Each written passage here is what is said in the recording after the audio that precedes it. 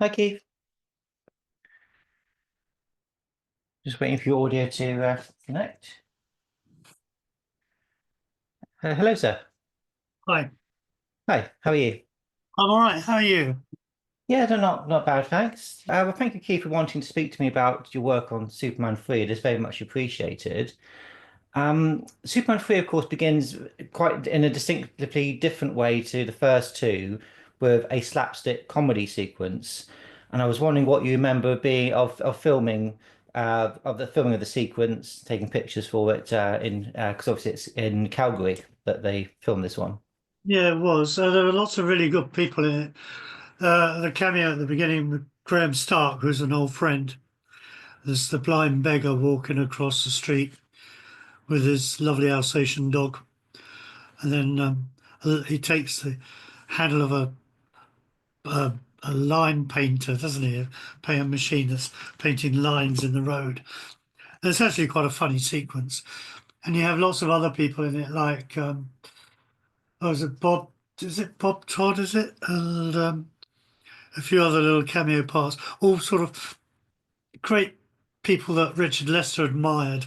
Hmm. I think he brought them in just for a bit of um, gay sort of laughter at the beginning of the film, which I think worked very well. Quite a funny sequence. Oh, yes, absolutely. And it's yeah. I think you needed something different than just flying through space at this point. So and you had a mime artist called Just in Case, and Just in case. and yes, Bob Todd. Yes, he was the The guy on button stage. over his head. Indeed, yes, yeah. Um, and you mentioned Graham Stark, and he was quite a close friend. In fact, he photographed your wedding. Is that correct? Yeah, he was a great friend, and I sort of sadly missed really. He came to our wedding and he took a load of pictures for us. And that was in 1967. Oh wow, yeah. Mm. Uh, Amazing.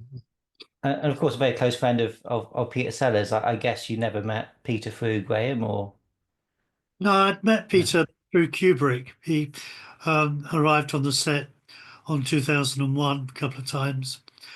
And he stopped in his car once um, because his wife um, I'd worked with, and she saw me. I was funny enough working on a Michael Winner film. We're working in the streets of London, and this big Range Rover goes past, and it stops, grinds to a halt. Someone shouts my name out of it, and it was Peter Sellers driving. But yeah, it's not something you would forget, is that really? It's No, quite. not really. No, Yeah. no. So what was Graham Stark like? Of course, very well known as a comedian, but what was he like as like to know? Very enthusiastic, loved photography, an extremely good photographer. I mean, I know that he had a couple of exhibitions, very fastidious in his creative art of photography. Mhm. And that's where we sort of joined hands in it. And I met him through Kubrick, funnily enough. Mhm. He was friendly with Kubrick. And he was extremely talented and great comedian, great friend of Peter Sellers, as you said. And in fact, he'd look after Peter's cameras and things when Peter was away. And I remember once he took a picture in front of all of Peter's Hasselblads and Nikons and Leicas spread all over the floor. And he's sitting in front and with a little caption saying, "All now for sale," or something like that, just as a joke for Peter Sellers. But no, he's a really nice guy. I always liked a laugh, great comedian, and a good actor too. But he did a lot of films with Peter Sellers, a lot of the Pink Panthers he did. Yeah, I think he was in every single one. I think including after they continued to make him after Peter died. They still got him back for those, and the David Niven Casino Royale. He's in that. So they had obviously a very lovely relationship between them. It sounds like. When you were in Calgary, was there particularly on the opening sequence, was there a lot of people that were interested in filming? Because of course by now Superman is quite a phenomenon. Was there kind of lots of crowds and things that people had to deal with? Yeah, we're right in the middle of Calgary, very busy sort of city. And how we controlled it, I don't know. But I mean, when you work on a film, you can work wonders, and that's what they did. We had great cooperation with the police department and the local uh, mayors and people of office, and it all went very well. We had lots of extras. People were only too happy to, you know, see their face on the screen, and some of those um, memories of the people crossing the roads when the lights went wrong and all having to run back, because the lights went to red or went to green or went to amber. It's sort of quite a funny sequence. Um, and that was very well controlled. I mean, we were very lucky to have all that help Hmm. in Calgary. And of course, Aaron Somolsky, who played young Clark Kent in the first Superman film, is the boy that's next to the photo booth when Superman changes, and he gives Aaron the last picture of Superman. That's The right. changing ones would you have shot with Chris? Yeah, Hmm. yeah. He quickly saw that he had the pictures of him changing in the photo booth. He didn't want the kid to see that, did he? No, So no. he gave him the last one, which is Hmm. Superman coming out of the photo booth, which is quite a funny little thing to have. Hmm. So that's a nice sequence.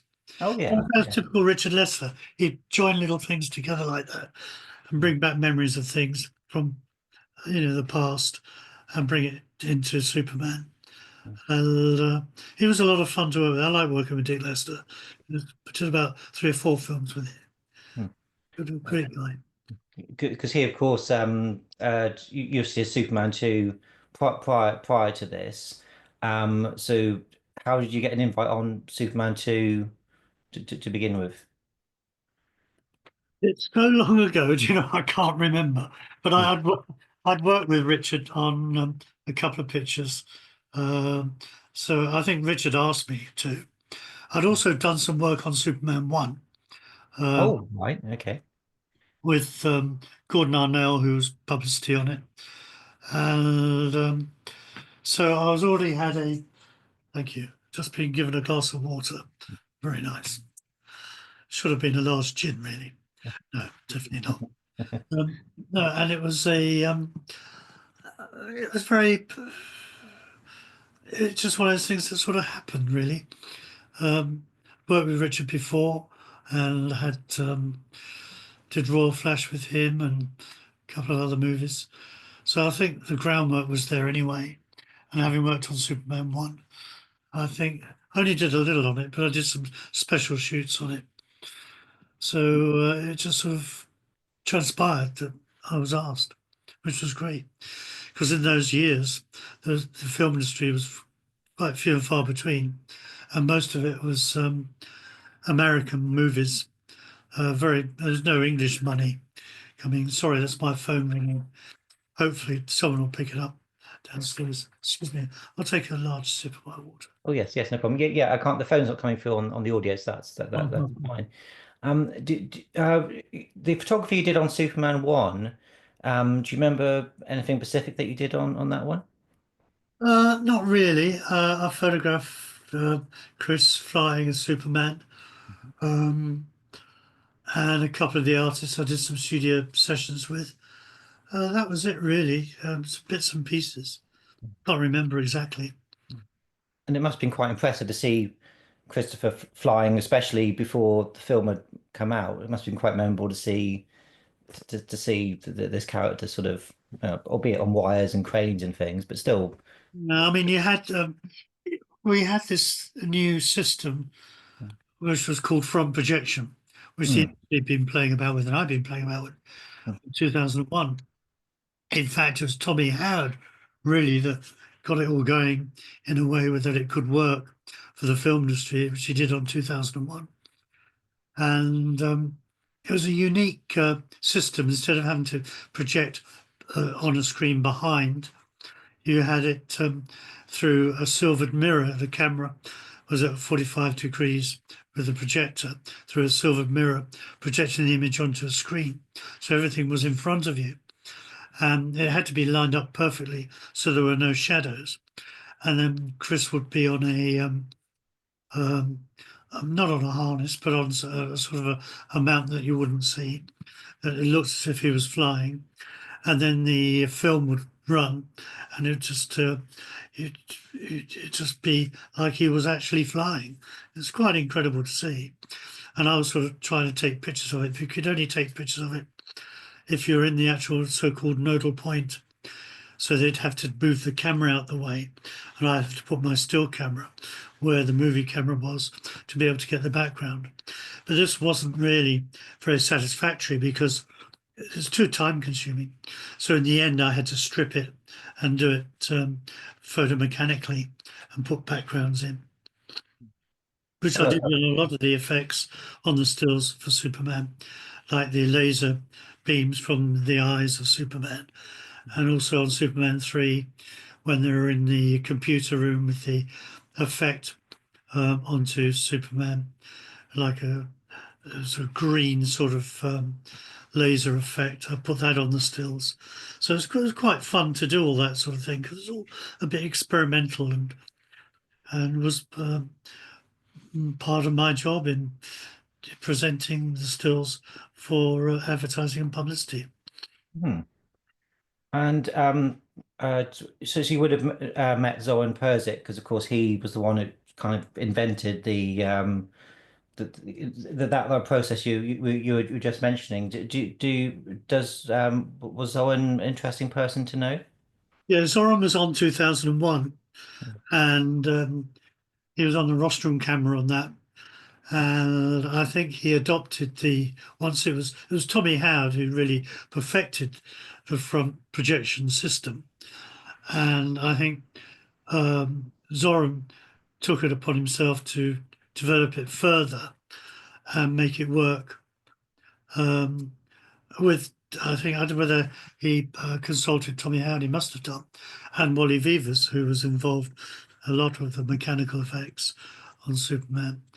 Um, I think it was an amalgamation of all these talents that got Zoran able to be able to perfect this system, which he did for quite a few movies after that. Hmm. Director Richard Donner did the first one. Was he kind of around when you were doing your stuff, or No, I mean, I no? think there was a bit of a battle went on, didn't it, through the Salkins and Yes. Yeah. Donner.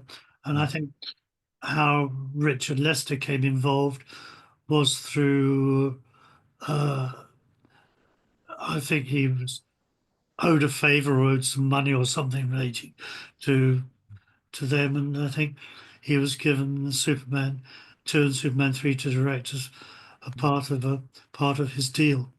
Mm. I mean, I Uh, don't know much about it, but that's what I've heard. oh yeah, yeah, and I think Richard Lester was a very economical director, which I think, from a producer's point of view, you want somebody that can deliver on time and very, very efficient. So, was that your impression of Richard Lester? He was a very sort of efficient director. Well, I wouldn't necessarily call him economical. Never thought of him like that. I thought of him more as a creative character um, with a lovely sense of humour, great talent for being very musical, had a great talent for music, played several instruments.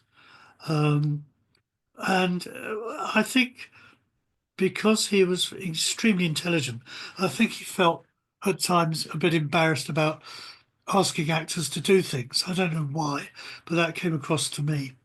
Mm. And I think he'd like to get the job done as quickly and efficiently as possible. And he was quite well known for using quite a few cameras at several angles so you could get the close-ups at the same time and not have to run through the whole thing time and time again just Mm. for a different look or a different cut. And he was like that, so he's economical in that way, I suppose. But I think he was a very creative, I think, director. Loved a sense of humour, and I think this shows in the way that he handled Superman 2 and Superman 3, because there was quite a lot of lightness about the Superman character, I think, that came to play in those two movies more so than there was in one. Um, and I think it worked well. I mean, they've stood the time, haven't they? Oh, yeah, yes, absolutely. Did you get the impression that the cast worked well with Richard Lester? It Everybody, I mean, Richard they Pryor did. was terrific. It's funny enough, I was just reading Richard Pryor on Wikipedia, Hmm. um, and it gave me a totally different impression as to how Richard Pryor was that I worked with him. He was very helpful, never said no. He was always there on time, very professional, very funny. Loved Richard Lester because they're both comedians and they both loved comedy. So what wasn't there to like? So I don't think there was ever grounds for what I read in Wikipedia was that he never wanted to, he never got in time for work, but on Superman, he was there on the button every day. Very professional, great fun. Oh, good, good. That's nice to know. I wanted to mention the chemical plant fire scene because, of course, that's a lot of practical fire effects, and some very iconic stills that you shot from on the set. What was that like to be in the thick of that? Hot. Hot. Yes, it. No, I mean it was all very controlled. Uh, it was quite an interesting location because that was out in Canada too. It's just staged very well, good effects, and it just worked well. Um, all these things come across on screen as being very big, and in actual fact, when they're filmed, they're sort of filmed in pieces. So, and then they're put together and they look much bigger than they really are. Because obviously they have to be totally controlled, have to be totally safe for all the crew to work around in those areas and all the artists too. Um, you had the wider shots with the bigger flames and things, but it was all very well staged, very well handled by the effects team. And there's a lovely shot of Christopher Reeve walking through the flames, and I've seen some behind the scenes footage, and there were lots of flame bars, and it kind of done for pretty much as real as possible. And you think they would not probably allow that sort of these days. Well, yeah, I mean, I've left the industry now, but so it is quite different. Health and safety has taken a big role compared with those days. But common sense prevailed in those days, Mm, and you had professional people doing professional jobs, and everything was within the safety margins that they laid out. So, on all the films that I worked on, which was nearly 150, there were mm, probably only one accident in all those films. mm, Everything was always handled well, and it was at the hands. Everyone would take notice of the professional in charge of that particular job, for example, special effects and the fire departments and so on. So it was common sense prevailed all the time. No one wanted to get hurt. You're making a movie, it's not drama or anything in real life. It's make believe. So let's make it work or make believe time. yeah, I mean, there's always, of course, some things that can go wrong. I think there was a case on Superman 1 where Paul Weston's wire broke and he sort of broke his shoulder and it's, sort of fell onto the studio floor.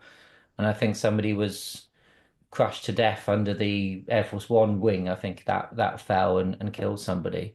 But I wasn't there. I didn't see it. so things will happen, but certainly I think by the time two and three came along, they perfected the wire work to an extent that you weren't getting those kind of injuries and things. Yeah, we Um, had. I think I was there when Paul Weston had his accident. Funny enough, oh, right. um, but all these things have. I don't really know what to say. Really, I mean, you've got professional people using professional equipment, Mm. and sometimes there's an accident. It's Well, all worked yeah. out. They work to their high standards. Mm, Sometimes something does happen, and it's extremely rare. mm. And I think there's probably been more accidents in recent years because everyone's got more mischievous in a way, or adventurous maybe is a better word, to try and get something done in a different way than the old tried and tested ways. I agree with you on that. Definitely, yeah. So certain things I've read about things that have gone wrong. Yeah, it does seem to be oddly a lot recently compared to say in the days where less regulation you'd therefore would think would be more problematic, but obviously it wasn't the case.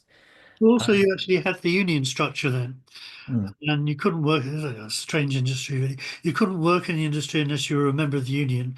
You couldn't be a member of the union unless you worked in the industry. So how do you get in the industry? But I mean, it was all through back doors and people you know, and so on and so forth. Or you went to one of the big studios. I mean, don't forget the industry was very, very small over here. You know, the British film industry basically ended in the late 70s, and there wasn't any British filming after that. It was all American money, American films, if anything ever happened over here. But in those days, the union structure was quite strong. Um, and when people wanted to get into the industry, they'd go and work in the studios, start in the post room, for example, or and then they'd be able to have a look around, see if they could get a job in editing or any of the special effects, because every studio had their own sort of department. You had the special effects department, you had the matte painting department, you had the woodworking, the plasterers department. When all that's gone now, you know, it's all just you just rent stages now and rent space, and then all the talent comes in as freelance talent. So in those days, you had the union structure, and there was a lot of safety there because of the people that in the special effects who ran the special effects department, where the lad from the post room got a job with the special effects and was taught all the way up and taught all the safety features and things that the special effects team by the studios that would teach him how to do his job and become special effects man. So it was a different structure then than it is now. it sounds like a better way of doing it from the way you're describing it. Um, I, Well, I I, think so, but it was a very different industry, and mm, it was very, very controlled. And when it is controlled, you have these factors which are regimented, and they work well for then. Now it's different. You've got different schools, film schools, different ways of learning your trade, and you come into it in from a different aspect, in a different way. in the opening Calgary slapstick sequence, there was a lovely shot of Christopher Reeve on wires going across the street quite high up. So did you get the effect that the feel that he was quite fearless about that kind of thing, and quite brave to kind of sort of do that, those kind of shots. I don't think there was anything that Chris did that he was worried of. I mean, he trusted implicitly the people around him. Mm, Um, and everything was tried and tested. I mean, you mentioned the one accident, but mm, we don't know the circumstances, or I don't know the circumstances of how Paul, how the wire broke with Paul. Um, so Chris was very, very comfortable and very determined to get the character of Superman across in the way that he started it out in Superman 1. And it mm, was lovely to work with, and to hear about his tragic accident later on was heartbreaking because well, such a lovely guy and for thing to happen in his prime of his talent, and it was so sad, so mm. sad. I would recommend the Christopher Reeve documentary that came out. I think it was last November, the Christopher Reeve story. I That haven't that's seen that. Yeah, it's on Now TV if you've got that, or I think it's on Amazon as well. It's a very interesting look at pre-accident years and then obviously his last few years. Very moving documentary as well. I was just going back to the flame bars for a second. Watching it again in preparation for our chat, it did remind me slightly about those lovely publicity stills you did with Piers Brosnan on GoldenEye. Yeah, So I take it that I assume he was sweating in between sort of the shots really, because that would have been quite, was it uncomfortable for Piers? that's quite a title, isn't it? I made Pierce Brosnan sweat. Yes. Thanks. I should have put that in my book. Too late. It's always a second edition. Yeah. Um, no, I mean, there again, there's special effects guys, Chris Corbold, lovely, lovely guy. I just said to him, I just would like to photograph Pierce with the whole flames behind him. You know, how can we do it? Can I do it? Is it possible? I just don't want it to be a superimposed shot. I want it to be for real and try and get some of the cast with him as well. And I've spoken to Pierce about it, and he was very, very happy to do some experiments to see whether it would work. I'd known Pierce before anyway, so we were very on good friendly terms. It wasn't like coming in and seeing him for the first time. So I knew him, and so you know, it was quite a good opener to be able to bring it up. And Chris said, "Well, I think we can do it. The only thing is, I thought maybe we could do it outside, stupidly, but Chris says, no way you can do that outside, you know, because you have the wind and all the factors and so on. It has to be done on a stage."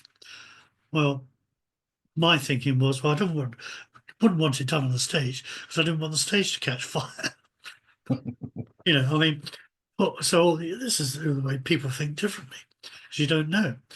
And Chris worked it out, and we got a flame bar up, and I got Pierce in front of a flame bar and see how he could, how much he could stand, how much heat, how close he could get, and it transpired that we were able to get quite a good amount of flame to cover, you know, quite a height. So I was able to do that with him and a couple of the artists, which was very successful. I mean, I had a whole team. I had special effects. I had fire department. I had makeup. I had hair. I had wardrobe department. Even the producers were looking on, and I had. Don't think we had a health and safety then, particularly. Um, but it was, you know, quite a big effort from everyone to achieve those stills, and of course they've been seen everywhere, which has been great.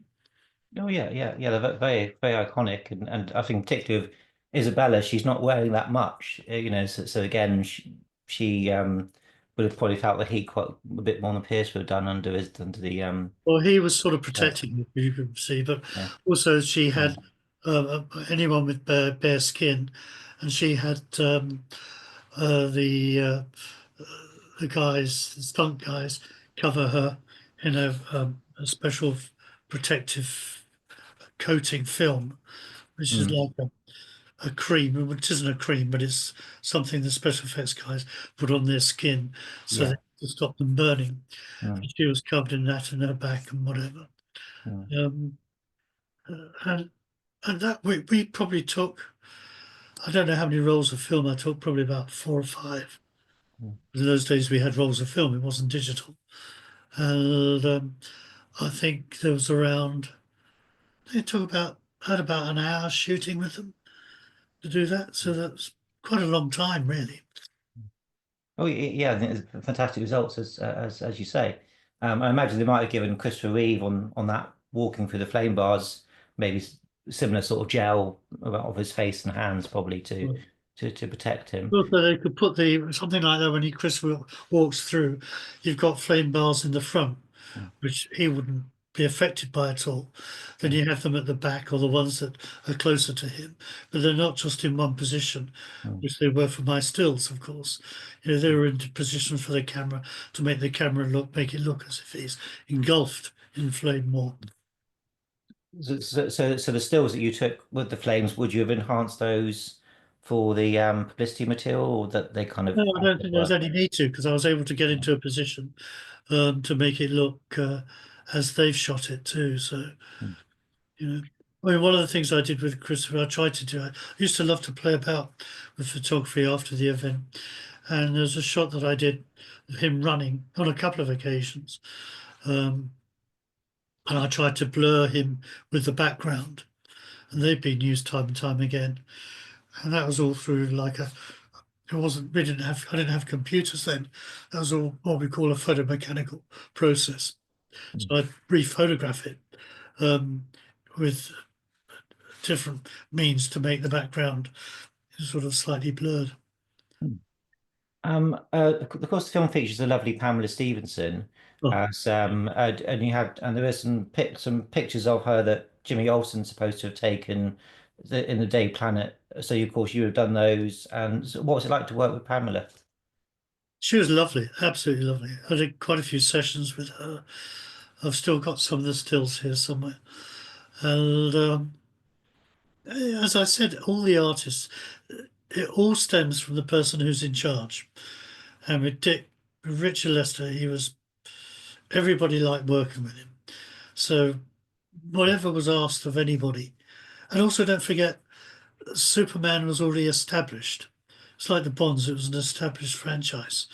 So everyone came in knowing and thinking that it's going to be a continued success of the original film.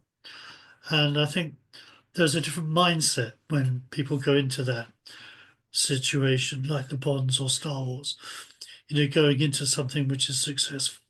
So there's no criticism or thoughts about what you've been asked to do. Would you question? You wouldn't. And I think that is quite obvious in those sort of franchise situations. Hmm. And of course, this is Richard Lester's second Superman. He had to do a lot of difficult work on two because of what Donner had shot and to match certain things. But for this film was completely his own, so he must have felt Yeah, there was more stuff I relaxed. think on Superman 3 which there were parts of Superman where that had been shot on Superman 1. There's Mm, still bits of that in it.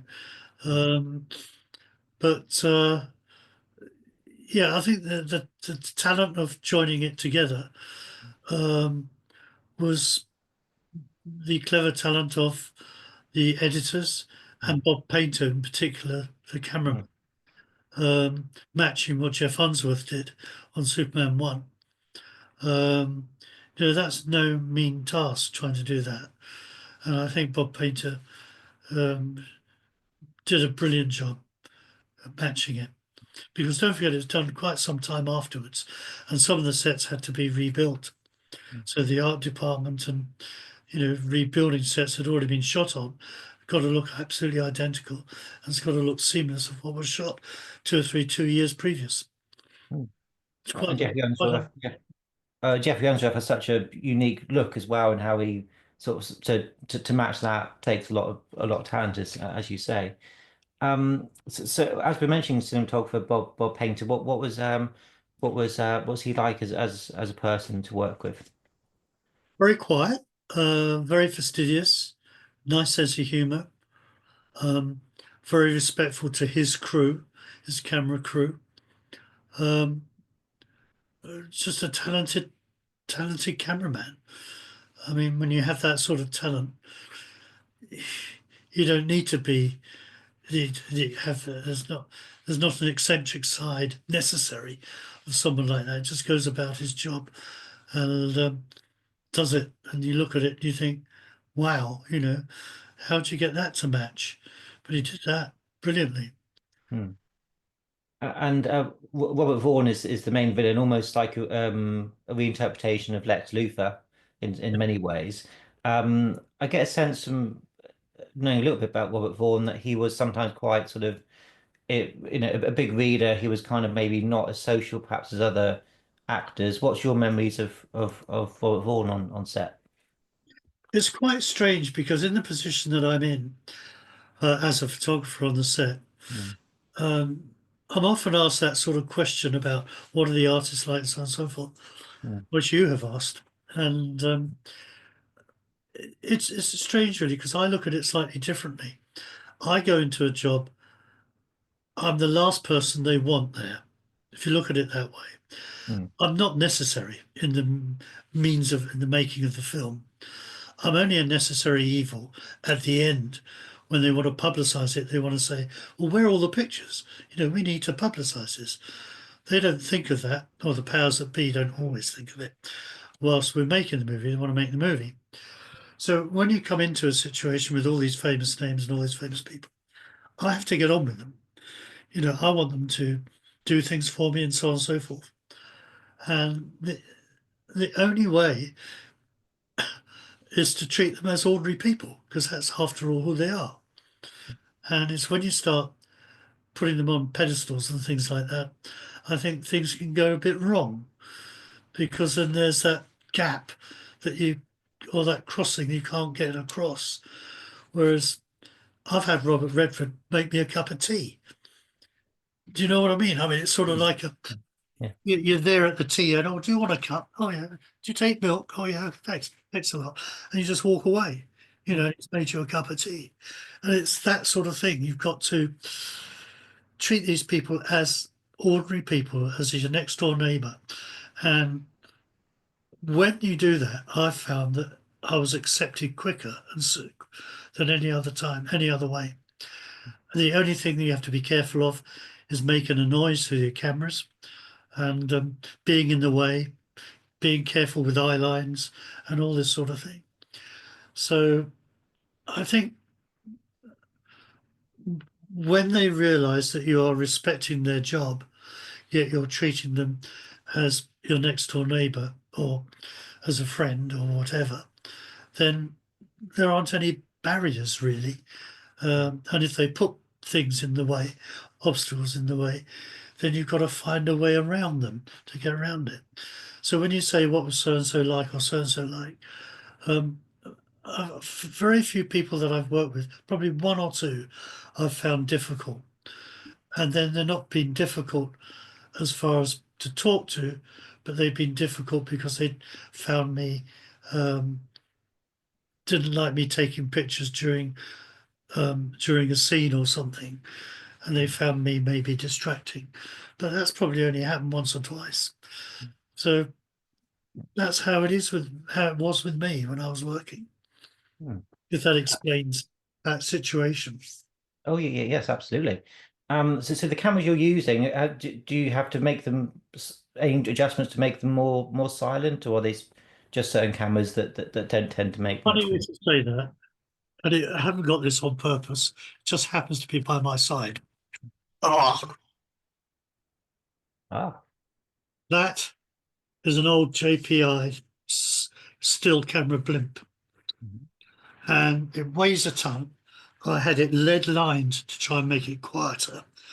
So I almost need a hoist now, at my age, to pick it up. But I got this out of storage the other day, and there's the camera inside, an old Nikon. Used to be a motor drive attached. But basically, all it is a box, simple box, manufactured by Mark and his father Jacobson in Los Angeles. And they manufactured these from the from the mid 70s, maybe. I got mine in the 80s. And they made them all different sizes for different cameras. That way, you were able to not hear that. Well, you weren't able to hear the camera clicks, um, but they weren't available when I first came into the industry, and there was no other way. You had quieter cameras. Leicas were fairly quiet, but even so, they'd still make a noise, and the Nikons and the Canons would also make quite a loud noise. But they were a necessary evil to get your job done. So you had to pick your moments and be careful. You know, I was befriended the sound guys to try and find out how close I could be, so as they wouldn't be able to hear me, and all these sort of factors that came into play. But the sound blimps, when they came in, were a godsend. Of course, now in the digital era, they're totally silent cameras. So blimps are now, I think, Mark Jacobson, the son, closed his business in Los Angeles in 2020 or 21 or something like that. But they were uh, quite rare, quite difficult to get because they're sort of handmade in a way, and it's a small business. So I used to wait months to get them to ship from LA to the UK, to be able to get a suitable one for my particular camera. yeah.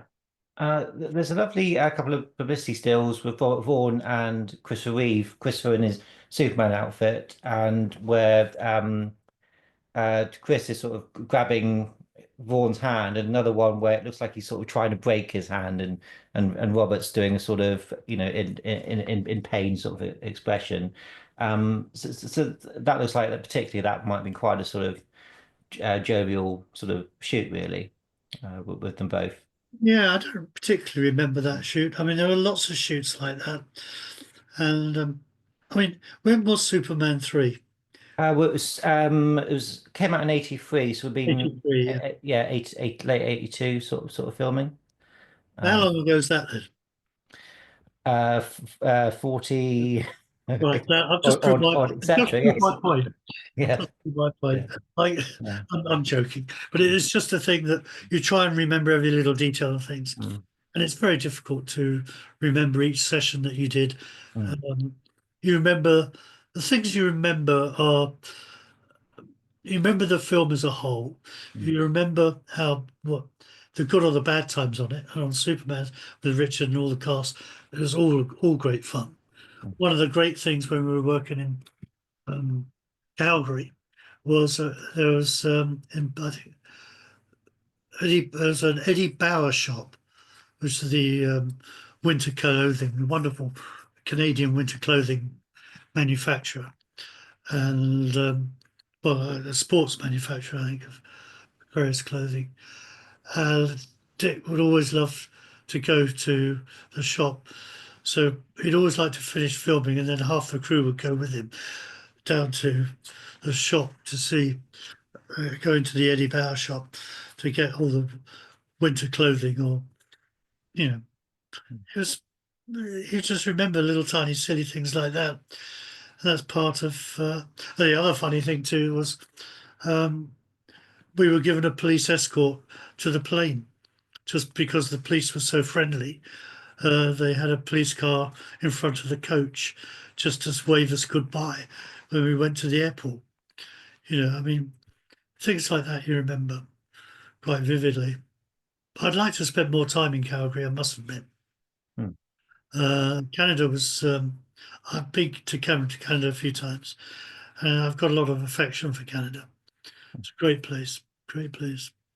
And of course, the Wheatfield sequence was filmed in Canada as well, and of course that's lovely. Just from a, it looks like it's quite windy as well, but that's I quite a think good. some of that was from Yeah. Superman 1. I think some of those cuts. Oh, did they incorporate that into? Well, very possibly, very possibly. Um, yeah, I'd have to look at it a bit closer, but there could have been some sort of second unit long shots and things that they could have perhaps have mixed and matched. Certainly, if you look from a sound design point of view, there are sounds in one that are in three, and lots of things get reused, of course.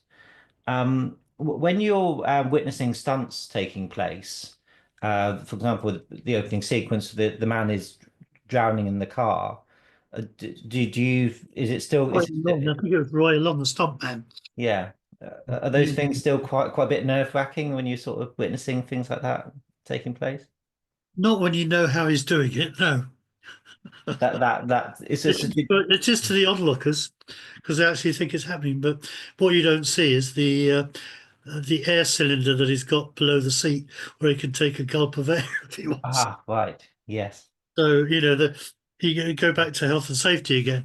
These are professional people doing a professional job. So they look at every eventuality and they know how to get out of it. So, it's staged and it's done properly. And Hmm. it was Roy Lonnon, and it was uh, Paul Weston. There was the other stunt guy pulling the door and trying to get him out Hmm. before Superman comes on and pulls the top of the roof out, Yeah. lift him out. Yeah. Roy, of course, is He had no. he had Weston there, Well, although he was just part of the crowd.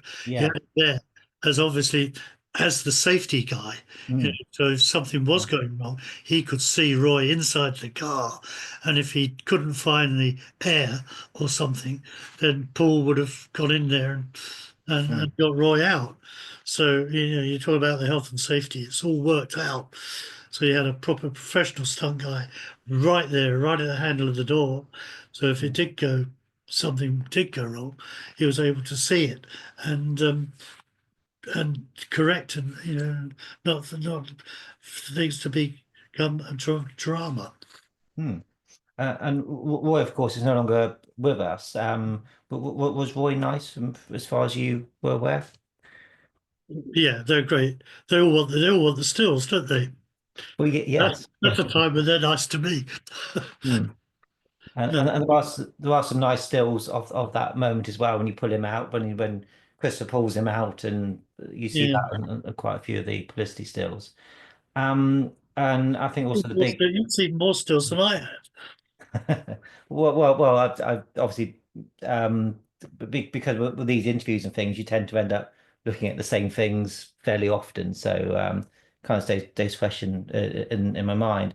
But of course, you've recently published your autobiography, so that must have been a lovely opportunity to sort of go through things and sort of having a look at stuff. Yes, it was. It's when you do a book. Hang on a minute. Oh, excuse me. When you do a book, oh,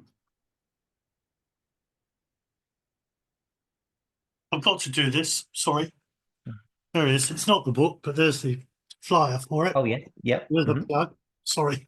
No, they're always good to do that. Yes. When you do a book, um, it was my grandson that wanted me to do it, and he probably about 10, 15 years ago, he got his computer out and he got me talking in the garden. He started to type, and I'd sort of lived through an era in the film industry which will never be seen again.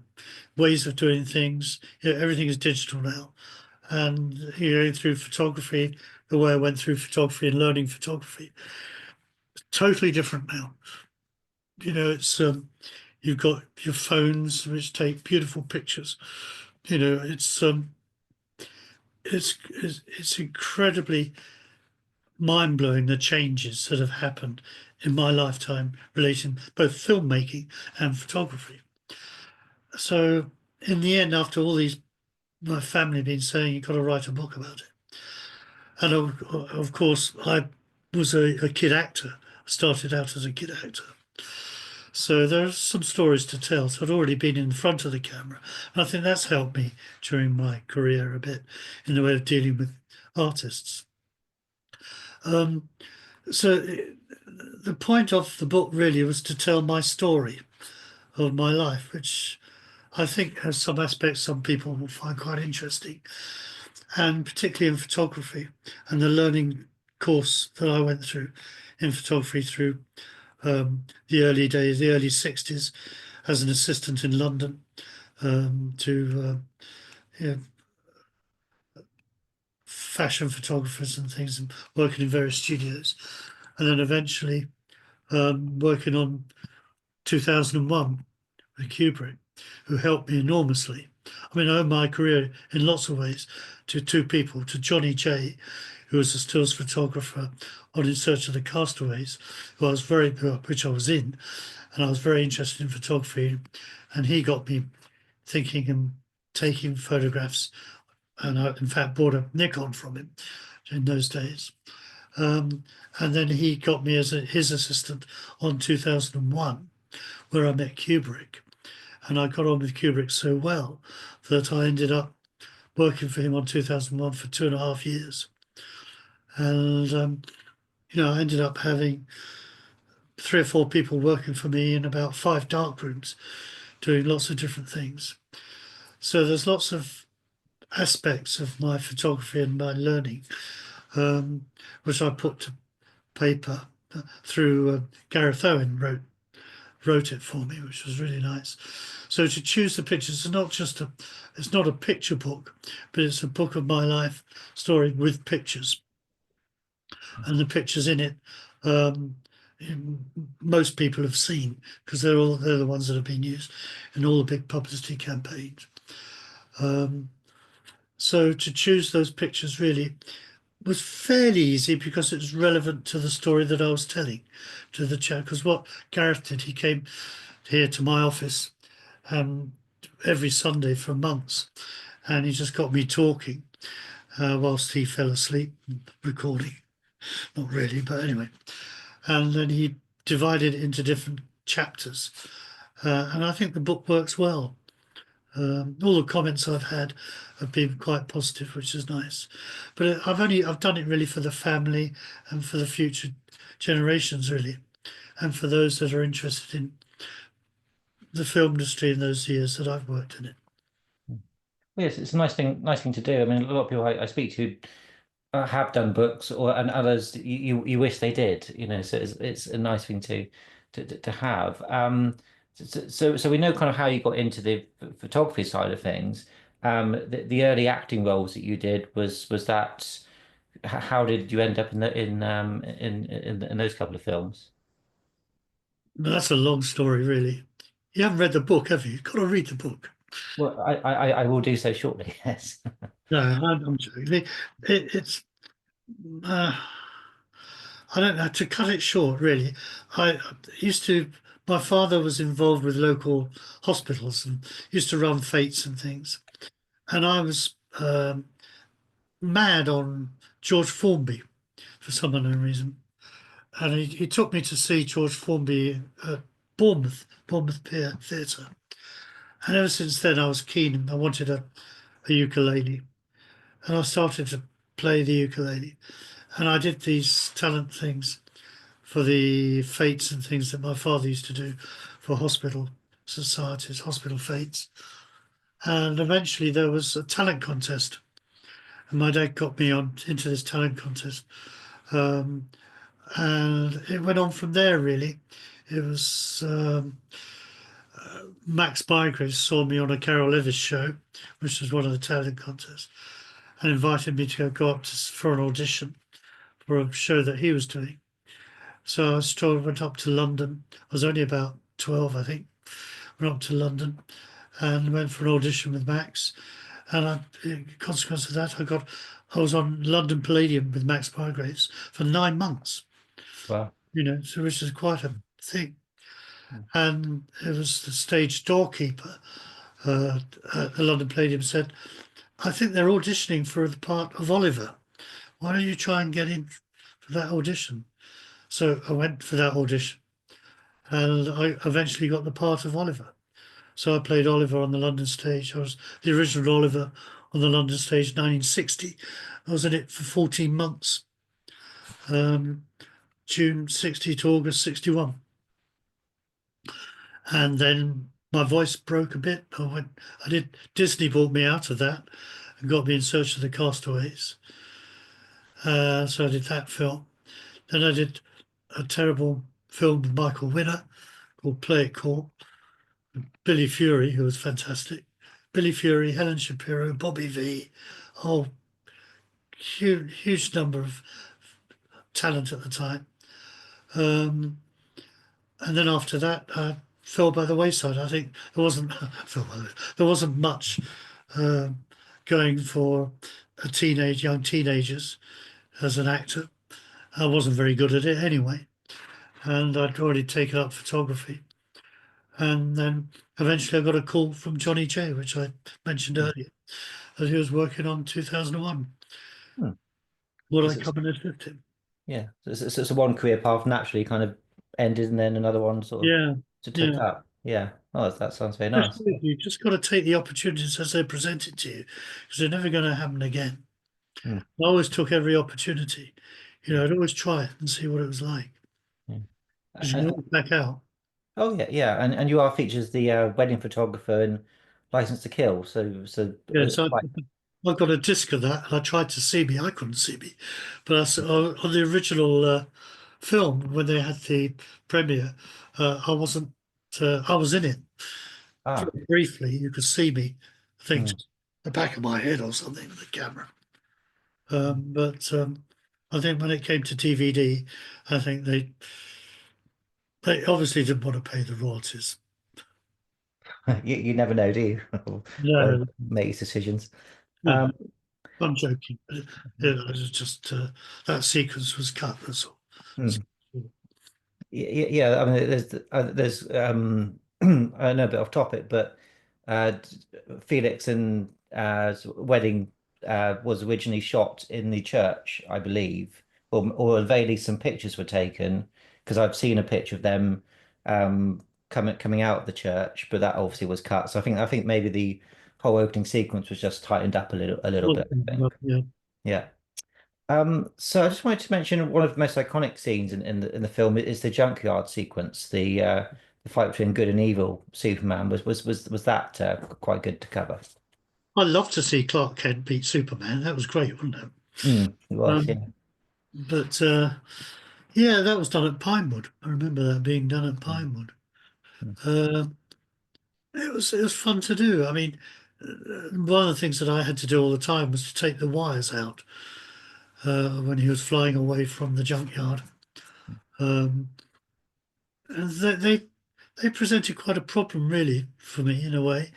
Because you sort of had to paint them out, but I did it photographically. Um, Whereas nowadays, in a computer, you can just tell it to do it. It's but it's a nice sequence. I mean, how the special effects guys did all that on film. Um, there was quite an enormous task, to take the wires out and do all these things to make it look real. And I think they accomplished something which had never really been done so well before as it was done on Superman.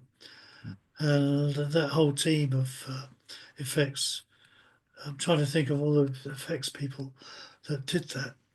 Um, Colin Chilvers, I think, was one of the. yeah, but he was more, Colin was um, more mechanical effects and things.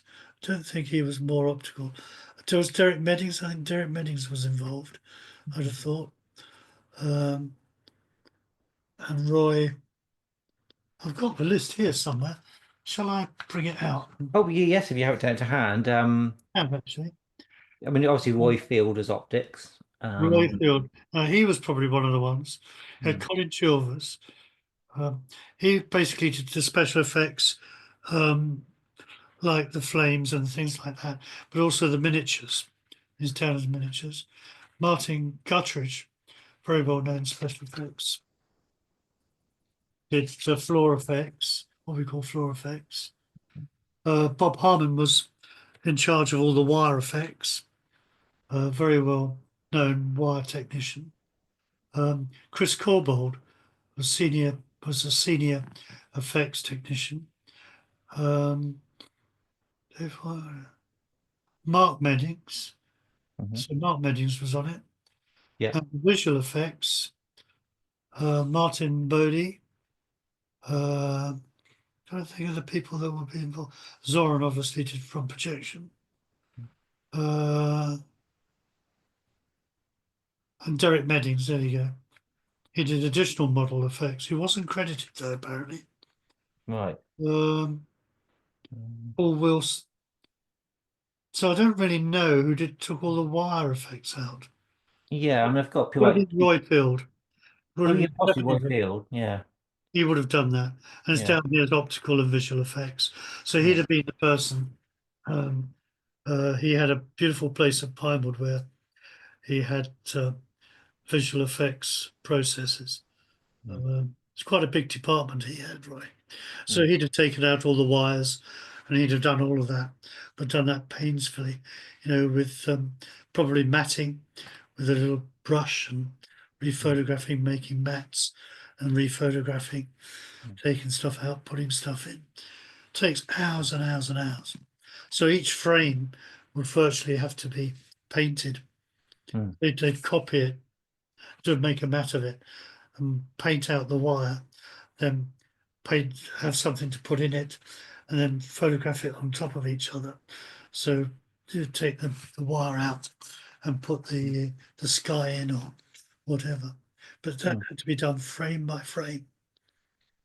Quite, yeah, quite, I mean, I think with Jeffrey Unsworth's photography, it was a bit sort of softer than you had with Superman 3. So I think, of my understanding, Jeffrey's photography sometimes hid the wires a bit more, perhaps, than. Yeah, I think Bob tried to do that too. And if you look at some of the flying stuff in Calgary, you'll Mm, see that the sky is blurred. But right. then what Yeah. they've done is Mm, they put a little like like a bit of Vaseline on glass just in front of the camera, a little bit where the skyline is, just to give it a little blur. So that'll help. And if they're moving the camera, and there's a little bit of movement and there's the cut, you won't have time probably to see the wires. So they get away with as much as they could. And I Mm, think Bob, as well as Jeff, did that same sort of process to try and hide the wires as much as they could. mm. And did you enjoy working with Roy Field? Was he a nice chap? Known Roy for years, yeah.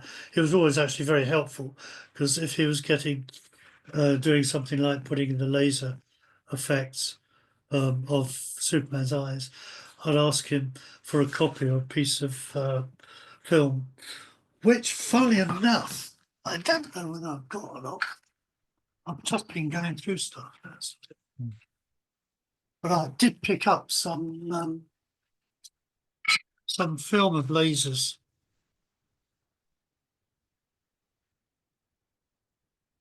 Yeah, actually, this is Superman. That's Ah, what I did. It's funny, I'm having a clear out and I'm finding all types of things. Some of the tests, you won't be able to see it on mm, there, but there's some of the tests I did with Superman with effects coming out of his eyes and things. mm. And what I'd do is I'd go to Roy and try and get a copy of the film on film of the laser effect. And then I would do what he would do and copy it and try and put it onto my stills, Mm, which was successful. You can see it in quite a lot of the stills.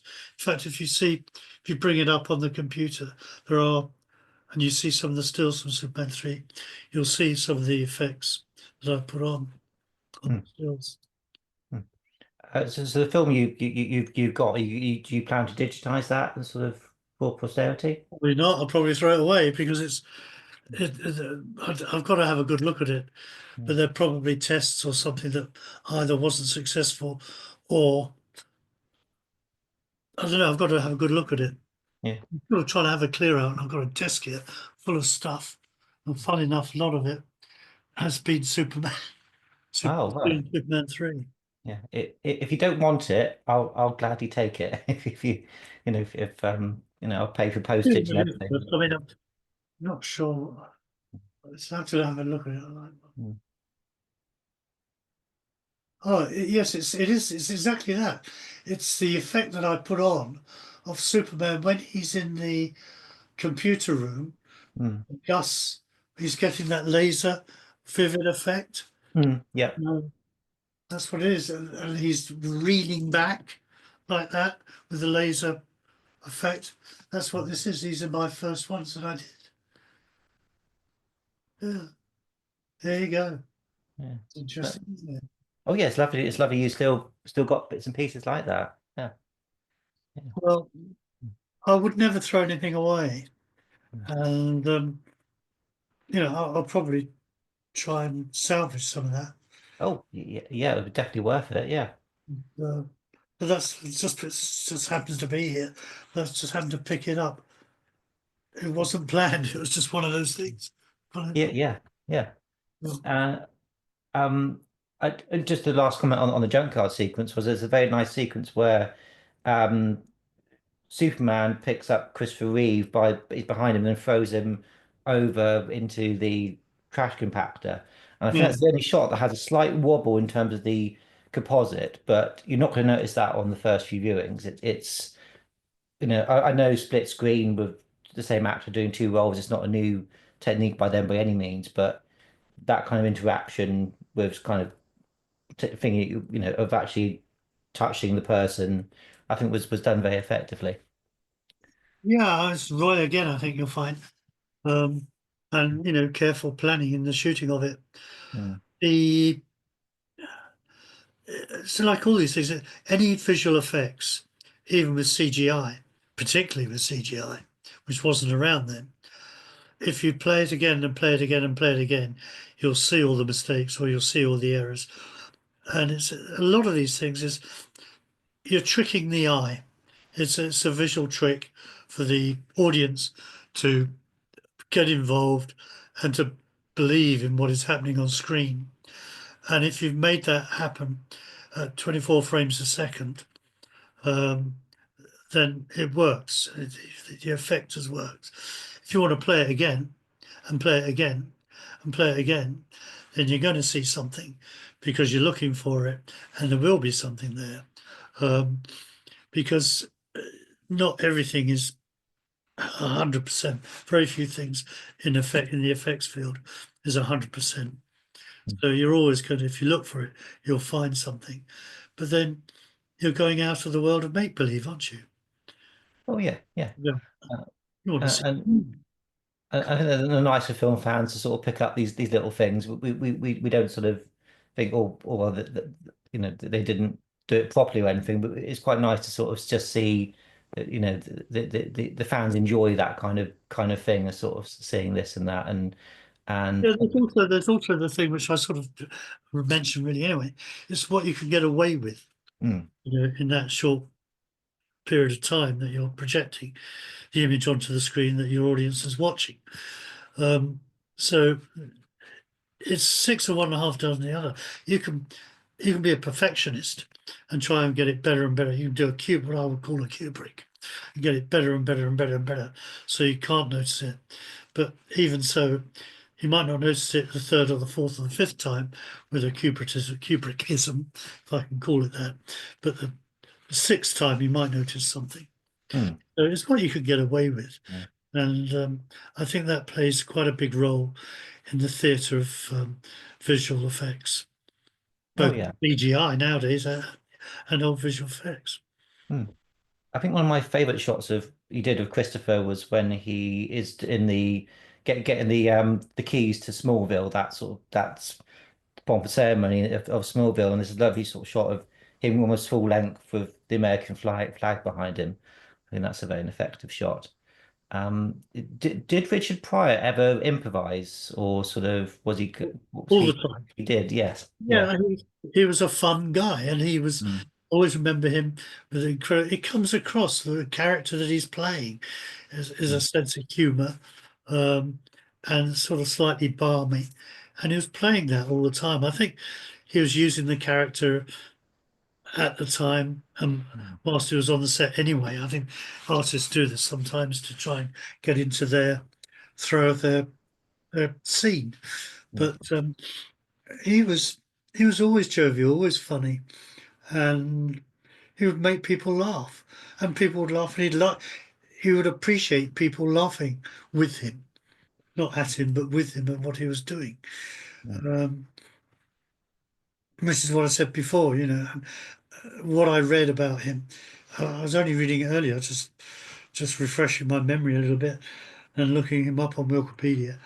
I, they're talking about someone I didn't know at all, and I'd never worked with, because the impression I get from reading that was totally different from how I was when I was working with him, as I said before. mm, yeah. I know that he didn't enjoy doing some of the effects work in the harnesses and things because he had a bad accident involving fire quite Not quite long before. recently. Yes, so I think some of it he found a bit difficult, but I take it he was quite a trooper about that sort of thing. Yeah, I remember. I mean, he was very professional about it. He didn't like doing it, didn't want to do it, and Richard softened it as much as he could. Um, and he became confident with the people around him that were helping him to achieve that particular scene that he had to do. Hmm. I do remember there's a couple of cases when I think he was sort of slightly anxious um, about the safety aspect, but that wasn't unfounded because of his experience, what he'd gone through before. So he was just being cautious, really. But he didn't make any song and dances over it that I saw. Because it's quite a sort of he has to go backwards into the wall of the supercomputer set, and Yeah, I think we'd all feel a bit worried, but we go in a direction you can't see, and also landing in Battersea Power Station as well. That would have been yeah, yeah. quite interesting. I take Battersea wasn't the most glamorous place that you've worked in, but was it okay I've to? worked in a lot less glamorous places than Battersea Power Station, Mm. but it was. Don't remember too much about it. I mean, the wire work. Bob Harmon, as I mentioned his name, he was a very competent wire guy, and he made everyone feel comfortable. And I think this came through in when any of those sequences had to be done. Mm. It's all in a day's work. It's not, you comfort the artists if they're nervous. You go through all the processes of the safety factors. You've got all the professional people around you. And as I've said before, there are people there all the time watching every minute. So we'll go correct, we'll go right. And if there's a slight chance that it's not going right, it'll be stopped immediately, Mm. particularly with someone like Richard Lester. He doesn't want anything, accidents to happen or anything to go sour. Mm. And he's not an impatient director.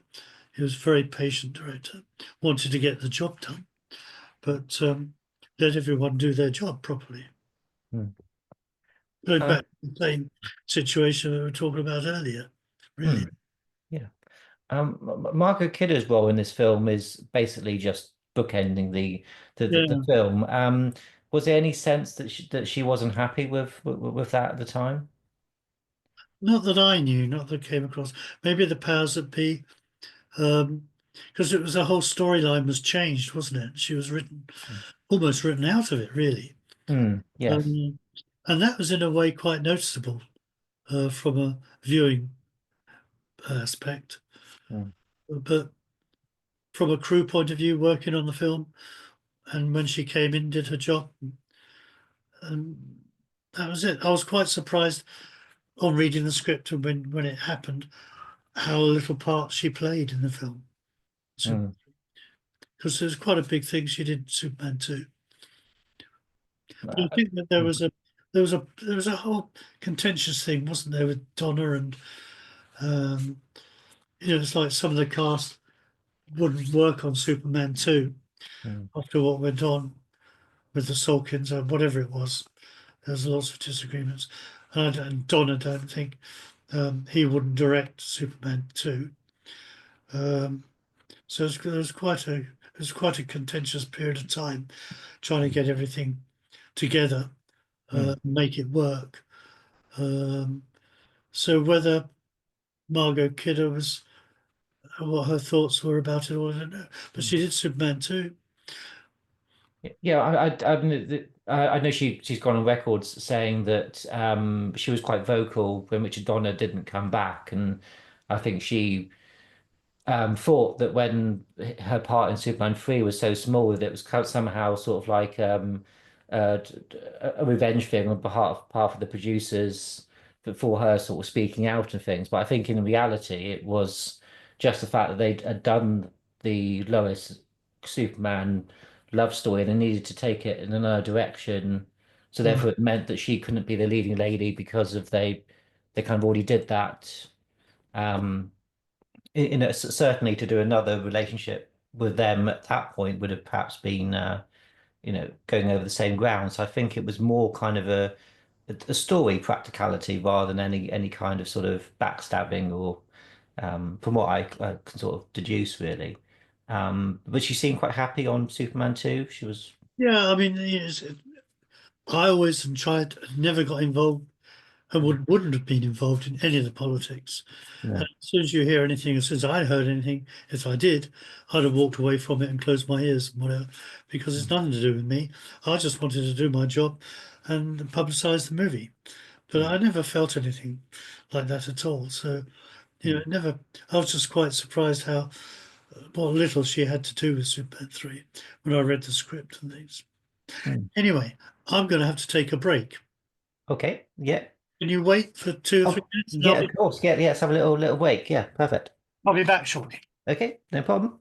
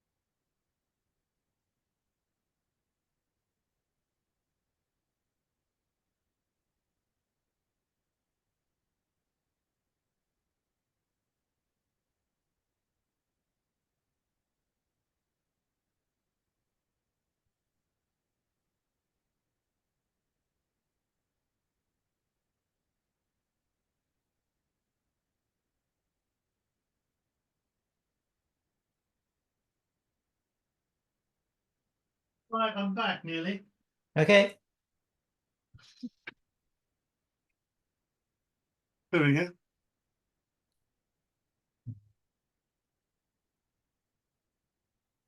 Sorry Oh, about the intermission. that's right. No, I heard a little bit myself. You wanted me to ask about the Calgary bar scene. That seems to have. Do you remember that one when Superman has turned bad and he's flicking the peanuts at the bar and Oh, everything? right, yeah, yeah. Yeah. Because that's quite interesting because he has a much darker suit and I think that was it the visual effect shot on the glass that you saw because he sort of melts the glass bottles. Did that because I've got a note that you wanted to mention that. Was that? Do you know, I can't remember now. Oh, that's okay. Yeah. The Yeah. what the thing about that scene was it was I think it was when they were coming out when he came out of the bar. It was quite funny to see the people's reaction, thinking that they're going to see Superman because none of the crowd knew that it wasn't going to be the perfect Superman. And then you see Superman come out in these sort of darker Superman outfit or clothes, costume. And it was almost like they were doing a double take because sort of couldn't quite understand. 'Cause they didn't know the story that there was just a good Superman and a bad Superman. They were just people, extras, just walking past the bar as it happened. But that was when I first saw that too. It was quite a surprise to me to see the. I was quite clever. I thought when they changed that his suit to be a drab, uh, instead of the bright colours and whatever, it's all quite drab and musky, wasn't it? Yeah, and again, he's got facial hair and in it, and also it happens quite subtly in scenes before his suit starts to change, gets a bit more washed out, and then so I think it is quite well done. And I know that Chris Reeve got a lot of fan mail for the evil Superman. A lot of women seem to have liked that sort of bit of a bad But boy. they always like the dark side, don't they? Yes, that's where I've gone wrong with my life. But so. Um, so I wanted to mention, you said that the Canadian authorities and everything were quite good, but the police escort to the airport. Compared to say how it's like to shoot in America or other countries, do you find the Canadians particularly hospitable compared to other places you've worked in? You find that once you say you're making a movie, they're magic words, really, because suddenly that opens lots of doors, providing you're genuine and you present yourself genuinely. It does open, you have all the people going from the casting department wanting to get crowd and um, the location department wanting to see, areas that the director wants and trying to open the doors to see that that is the bar they want to use. You want the cooperation of the owner of that establishment. Then you want to dress it, do something different to it. And no matter where you go, really, these sort of are the things that are presented to the general public. When you say, "Well, we want to make a movie and we'd like to film in your shop, or we'd like to film outside your shop, or whatever," and then suddenly, they're changing the shop. They're putting different signs on them. Not your shop anymore. It's something totally different. And they look in amazement what an art department can turn around and do and change the face of a visual of something that's been theirs all their lives. And suddenly they can walk past it and say, "Where is it? Where's my shop gone?" I mean, that sort of cooperation you wouldn't find in any other way that it's presented to the public.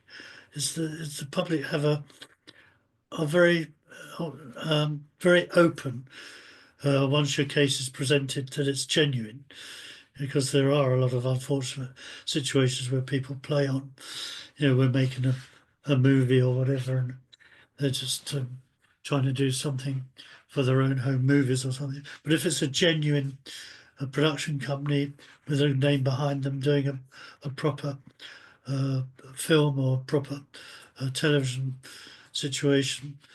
It's the public are very, very amiable, and I think that's the same wherever you go.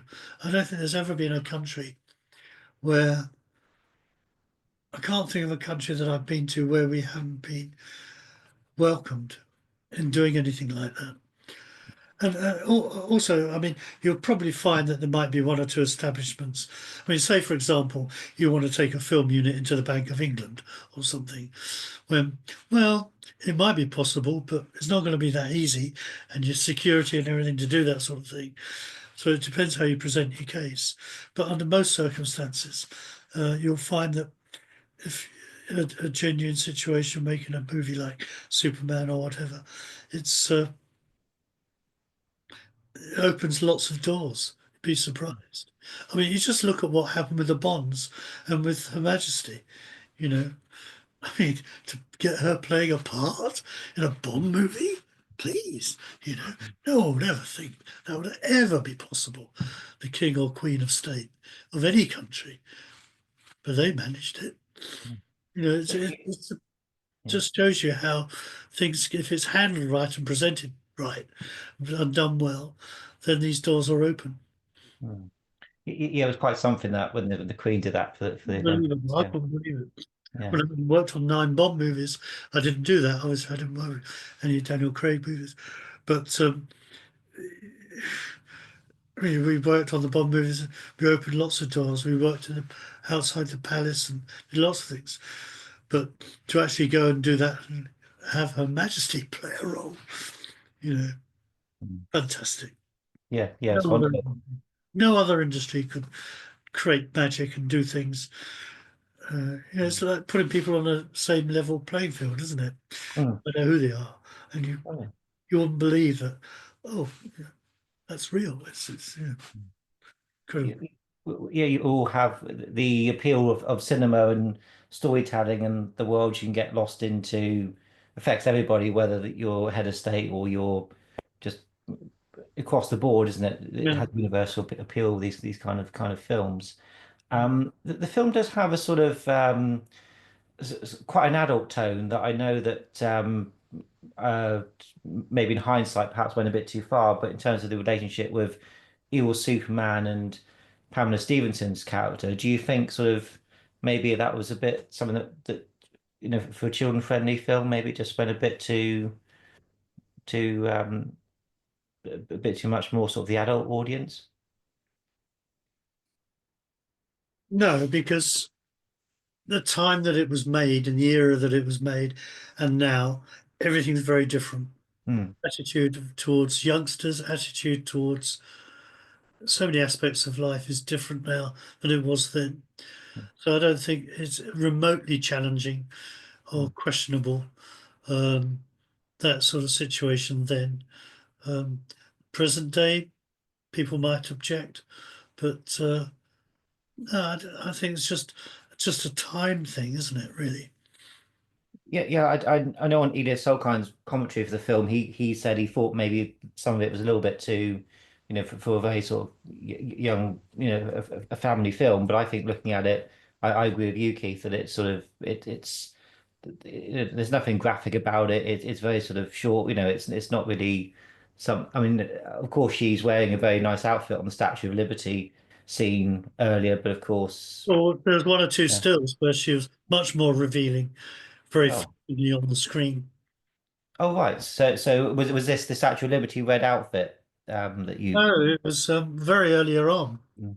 in the movie, uh, when there are pictures of her posted off before you actually see Oh her. in the Daily Planet when they're Yeah, talking about yeah, yeah. yes, yeah, yeah, Yes, they're yeah. quite. They're in fact more revealing, I think, than later on. Maybe it's only Yes. the fact that there's motion, whereas Mm, before I'm talking about is just stills. yeah. Difference.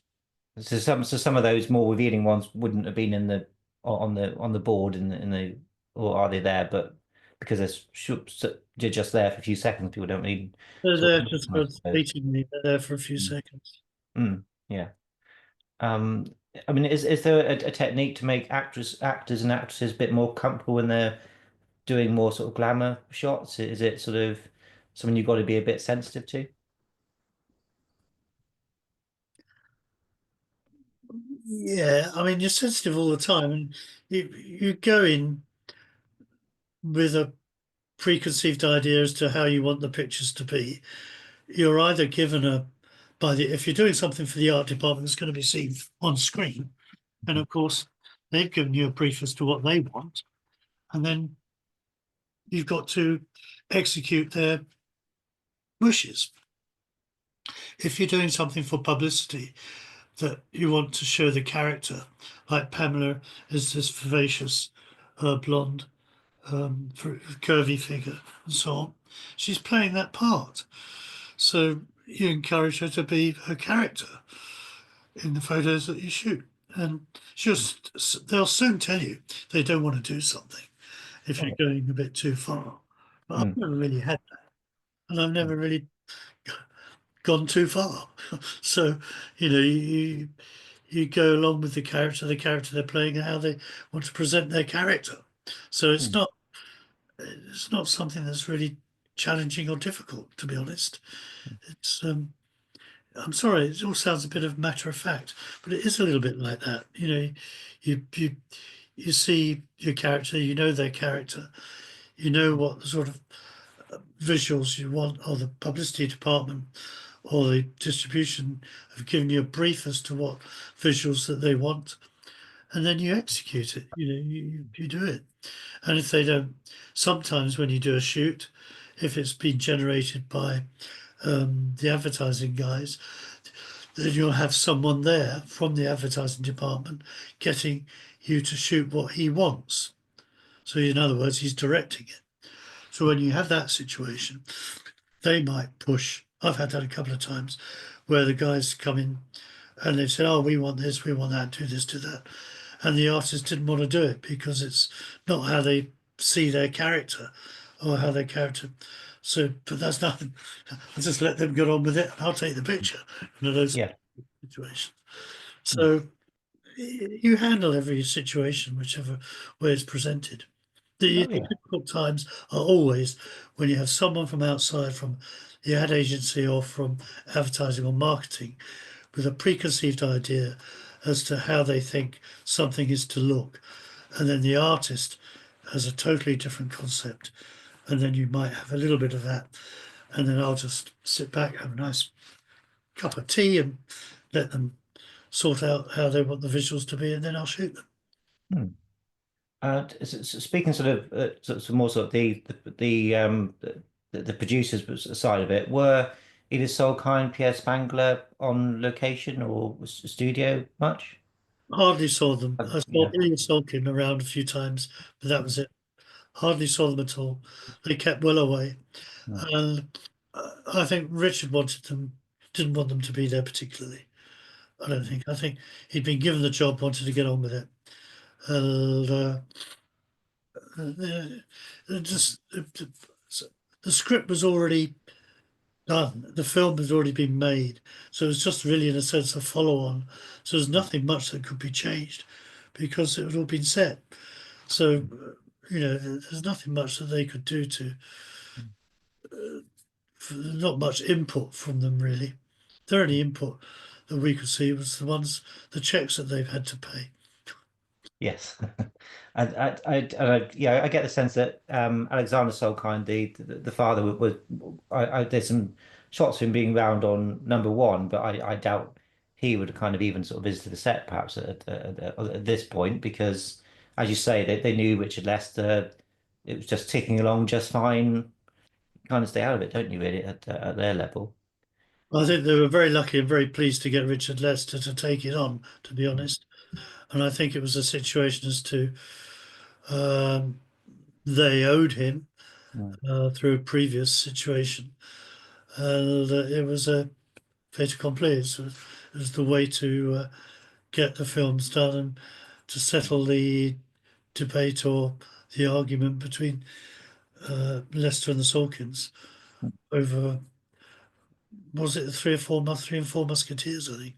Yeah, I think the problem was that it was shot as just the Three Musketeers and it was cut into Yeah. two, which led to the sole kind clause being put in the film industry where you had to specify how many films in the contract this was for, so that nobody could kind of do it again. Um, I was just wondering about the two actors we haven't mentioned, Anne Ross and Jackie Cooper, whether you remember either of those two. Jackie Cooper, he was a very famous actor, wasn't he? Mm. He was a Well, child actor, wasn't he? Jackie Cooper, yes, he was. Yeah, yeah. famous child actor. I didn't have much. I mean, just there doing my job. I didn't have much to Mm, do. I don't think I did any um, special things with him particularly. mm, Um, it was quite nice to see him. I must admit, to work with him. Um, no big impressions apart from their professionalism. mm. I know there's a comment, but there's a nice shot of Anne Ross again. It's the beginning of the Daily Planet, and somebody says, "Oh, her image looks a bit fuzzy," and then there's a line, "No, she looks like that in real life." Would you have seen that in the script and thought, "Well, I've got to film to shoot that slightly differently," or wouldn't that kind of Or occur? are you saying, did I make a mistake? Well, no. I wouldn't. If the script said you got to be a bit fuzzy there, for you No, might have no, made it. I know what you're No. saying. I know what you're Yeah, saying. yeah, I'm just joking. yeah. Yeah, I mean, there are a couple of situations on that where I had to shoot a few pictures that were seen later as part of the film, and you go by the brief. It's normally those situations. It's what I was saying earlier. You're given the instructions by the art department because the art department have got the idea as to what they're going to do with the pictures, how they're going to be presented, relating to the script. So therefore, the art department are involved in me shooting something like that for them in a particular way. So yes, that would be involved in doing it in a particular way for them. Um, and the same with was it Brad who was the Oh, yeah. Brad was last in now, but yes, sort of the sort of washed up guy in Smallville. Brad.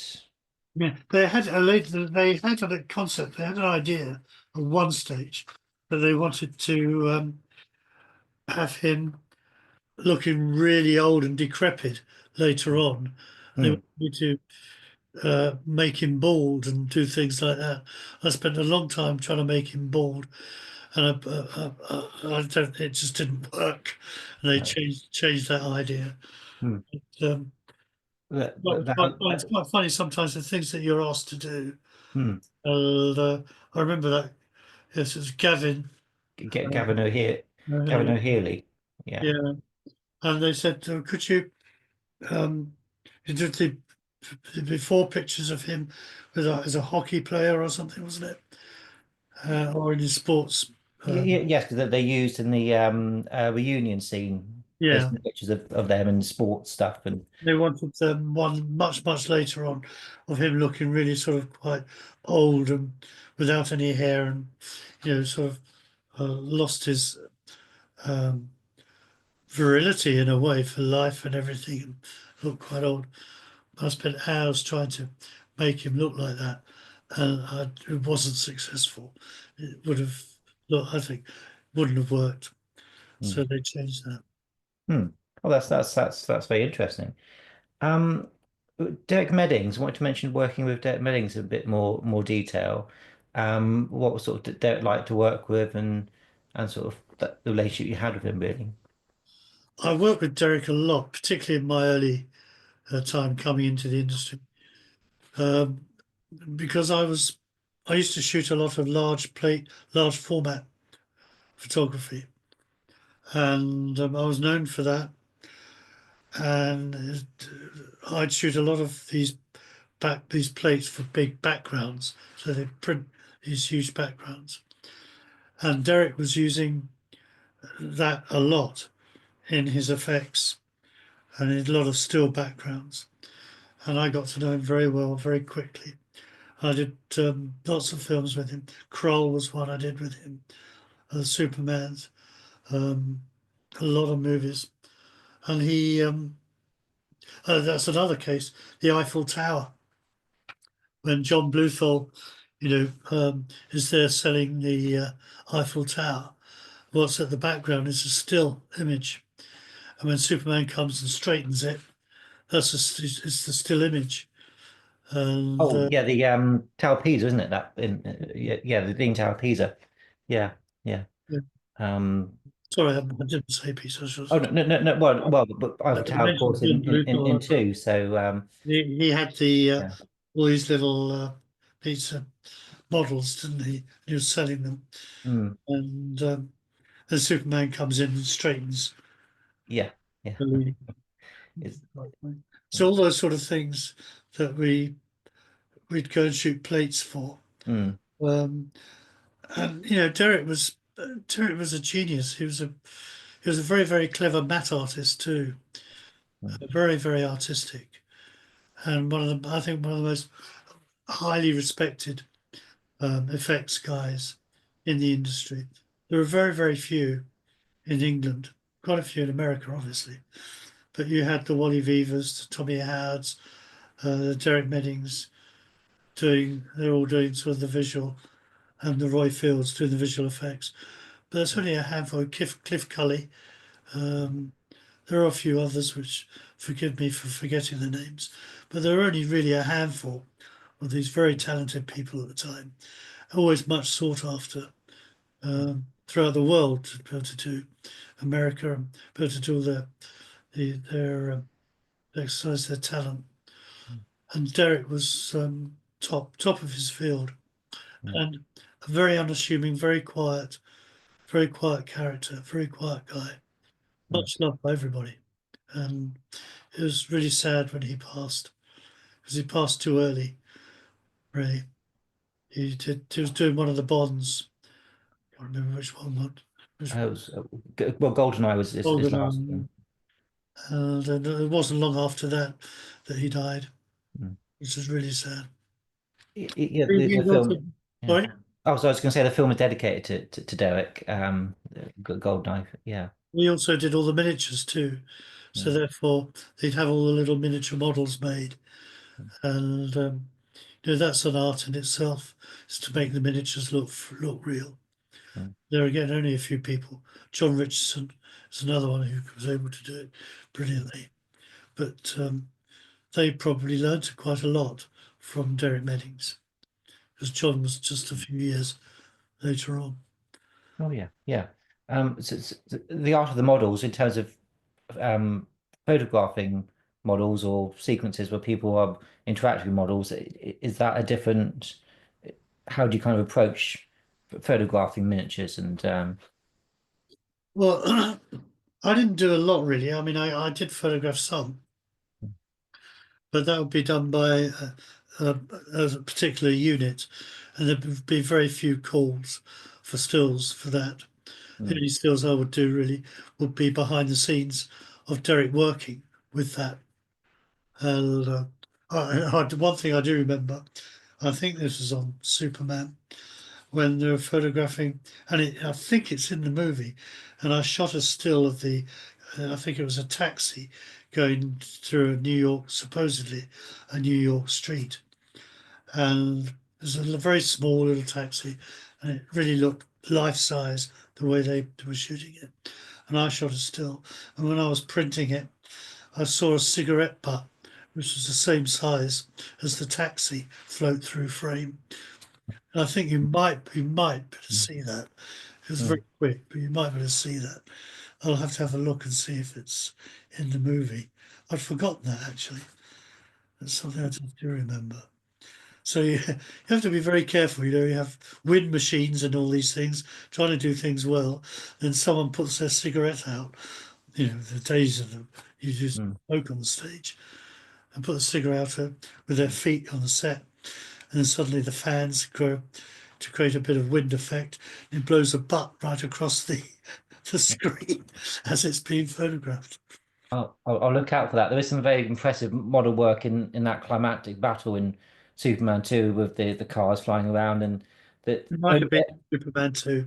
mm, And again, only on repeat viewing do you see some of the figures of people wobble a little bit because obviously they're cutouts Yeah. and things. But it's a very impressive sort of sequence that. All of the art of doing models, apart from the models looking absolutely perfect, they have to be precise in every detail, especially if you're doing airplanes and cars and shops and things. It's got to look absolutely for real, even though they're only that sort of size. The You've got to match the lenses. So the lenses that they shoot for real, you've got to get the same sort of angle of view and the same perspective as the main unit would have got on the original set.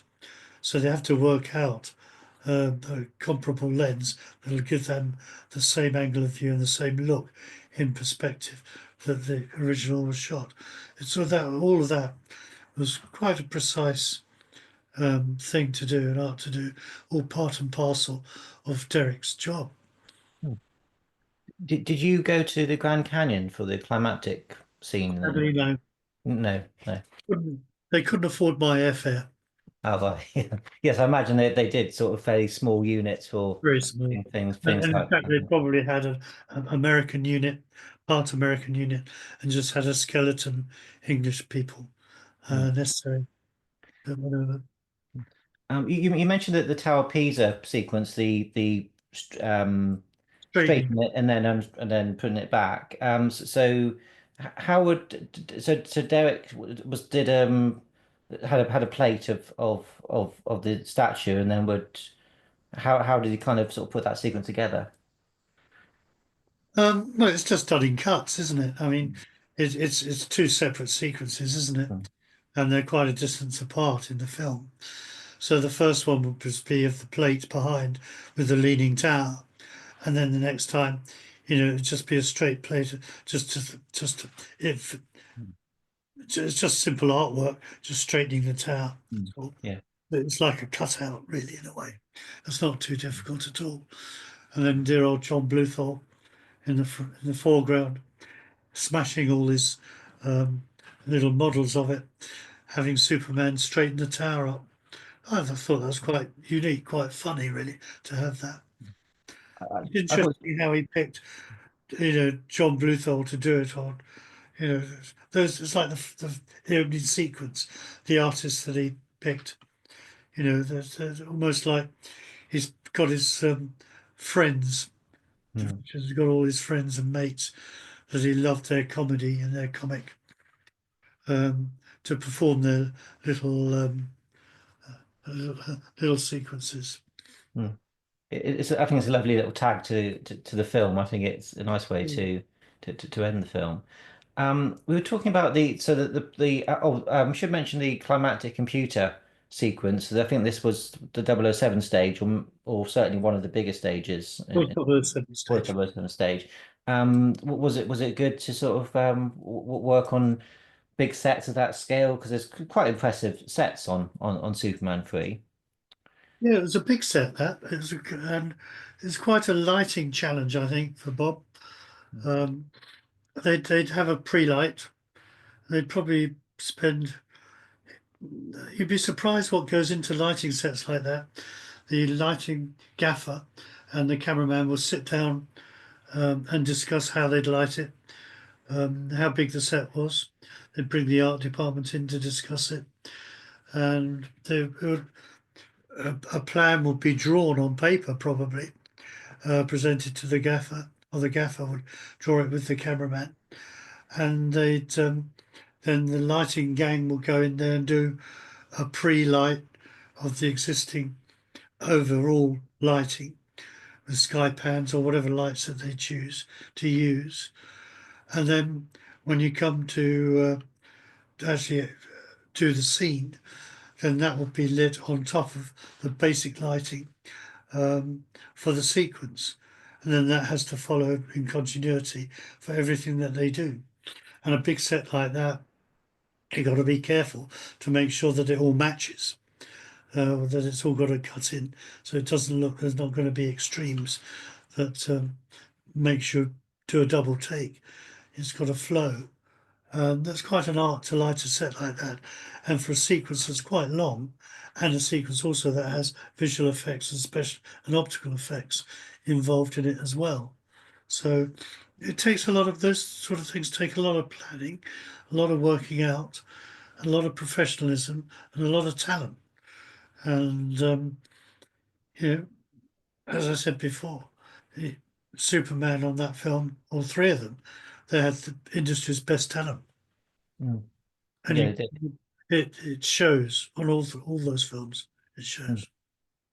And of course, also about at this time, Octopussy was filming, and there's a lovely photograph of Christopher with Roger, and Roger's in his clown makeup from the end of that film. So you must be always sort of seeing people coming in the Palmer canteen or people walking down the corridors, and is that something you ever get used to? Sort of, I suppose it comes a bit mundane really after a while, but seeing those big names and everybody go past. What was really interesting was that I was asked to do Octopussy because I'd done the Bonds, and it was really tore my heart because Roger wasn't necessarily going to do play another Bond, and he'd virtually said, "I'm retiring now." So there was a lot of hiatus. They didn't know whether who was going to play Bond or whatever. And I was asked to do Superman 3, and Jerry Giroux, who's in charge of the Bonds, wanted me to do Octopussy. And, I had a young family, had a mortgage, as one does, not a lot of work in the industry, no British films, only American ones.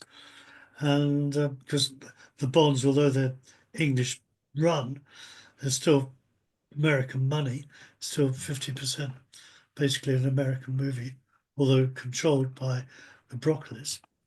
Um, so you could consider it an American movie, really, sadly. Um, but it was, they said, I said, well, I've been offered Superman 2. They said, well, I can't give you a start date for Octopussy. We don't sure that who's playing Bond. We don't think Roger's going to play it. So I said, well, it's a race of contracts then. Whoever can give me the contract.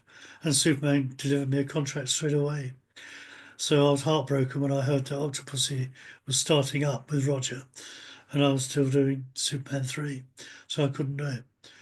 Um, but going back to your point about Pinewood and walking around, I think I don't think I don't think he ever really walked around too much with his Superman outfit on. He'd always cover it up. Hmm. I think he was quite careful in a way, because you don't want. First of all, your costume's got to remain clean, and it's got to be, and every time normally with a costume anyway, you're dressed before the scene.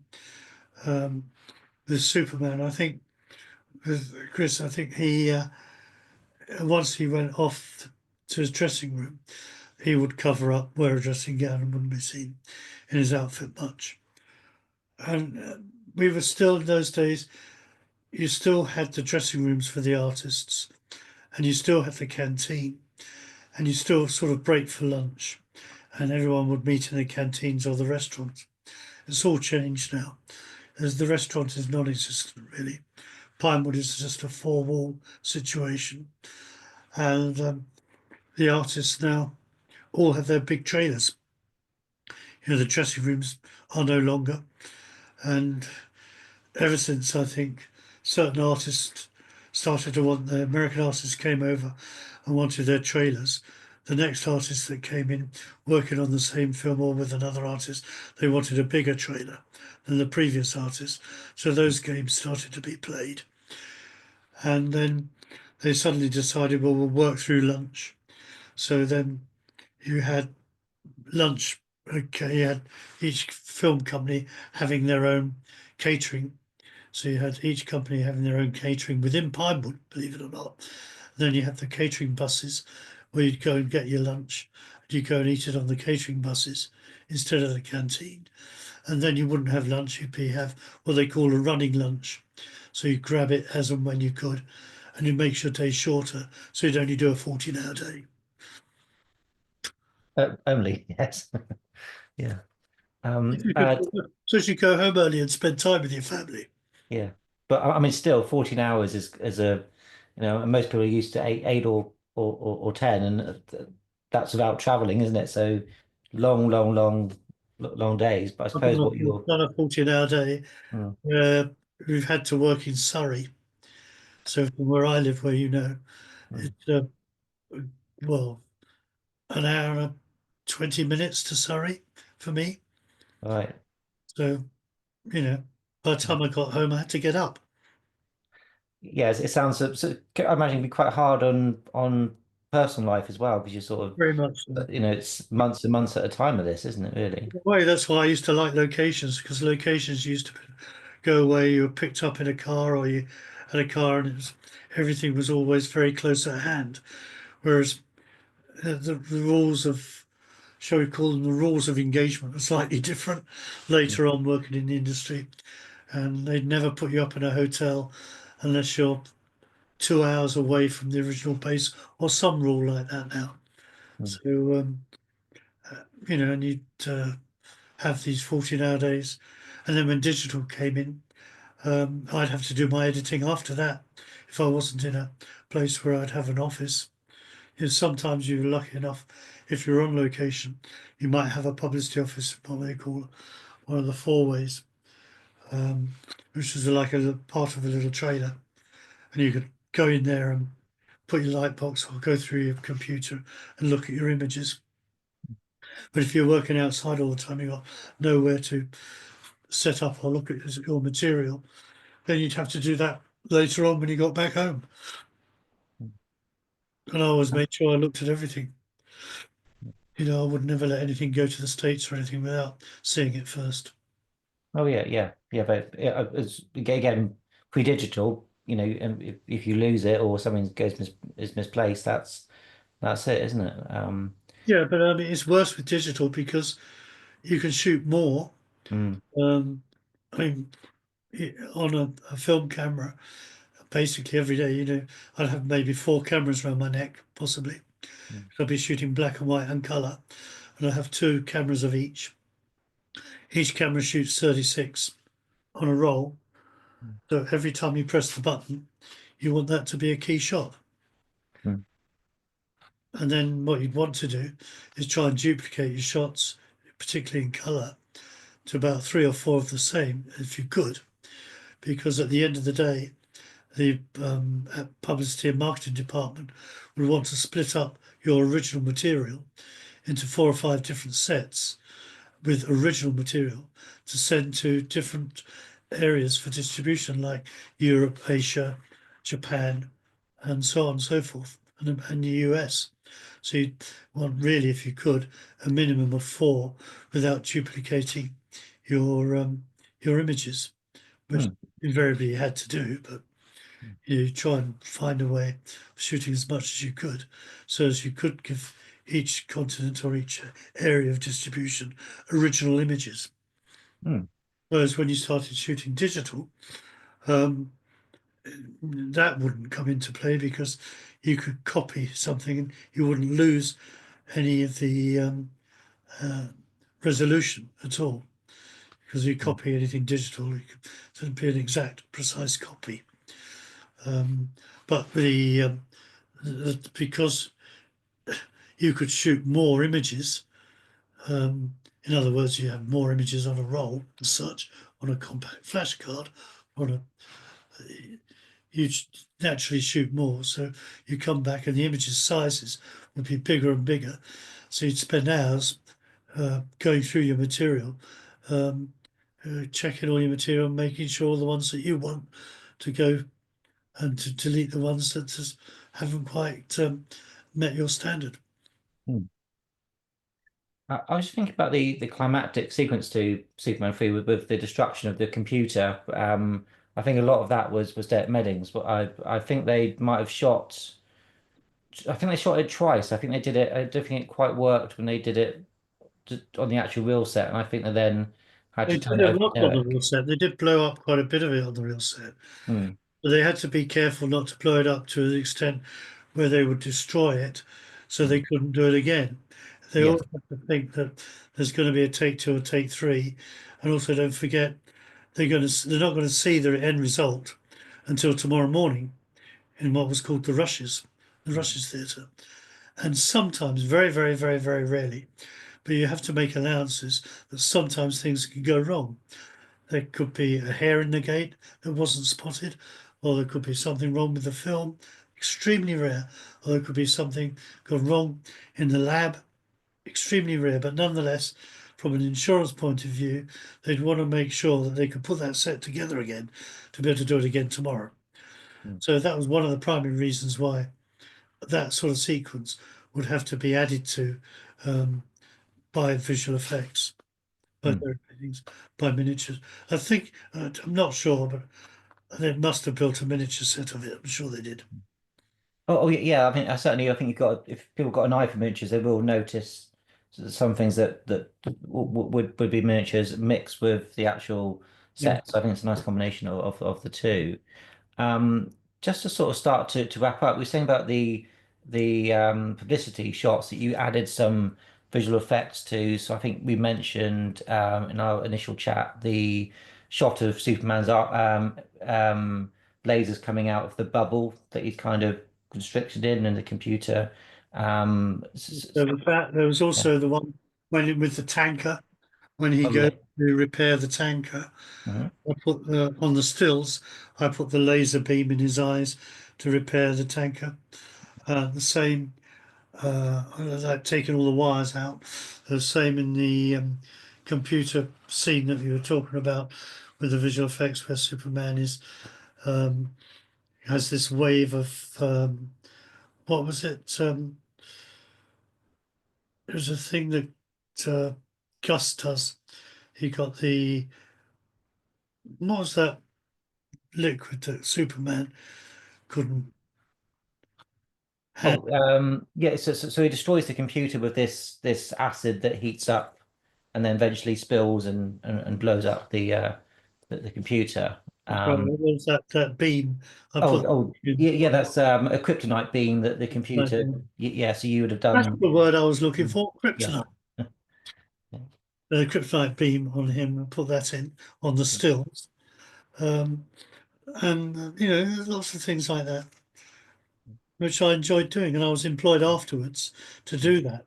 Spent some time afterwards to make him fly, to superimpose him flying, to take the wires out, to put those effects on the stills, which I thoroughly enjoyed. I had an office at Pinewood, and it was fun. I loved those sort of challenges. They were great.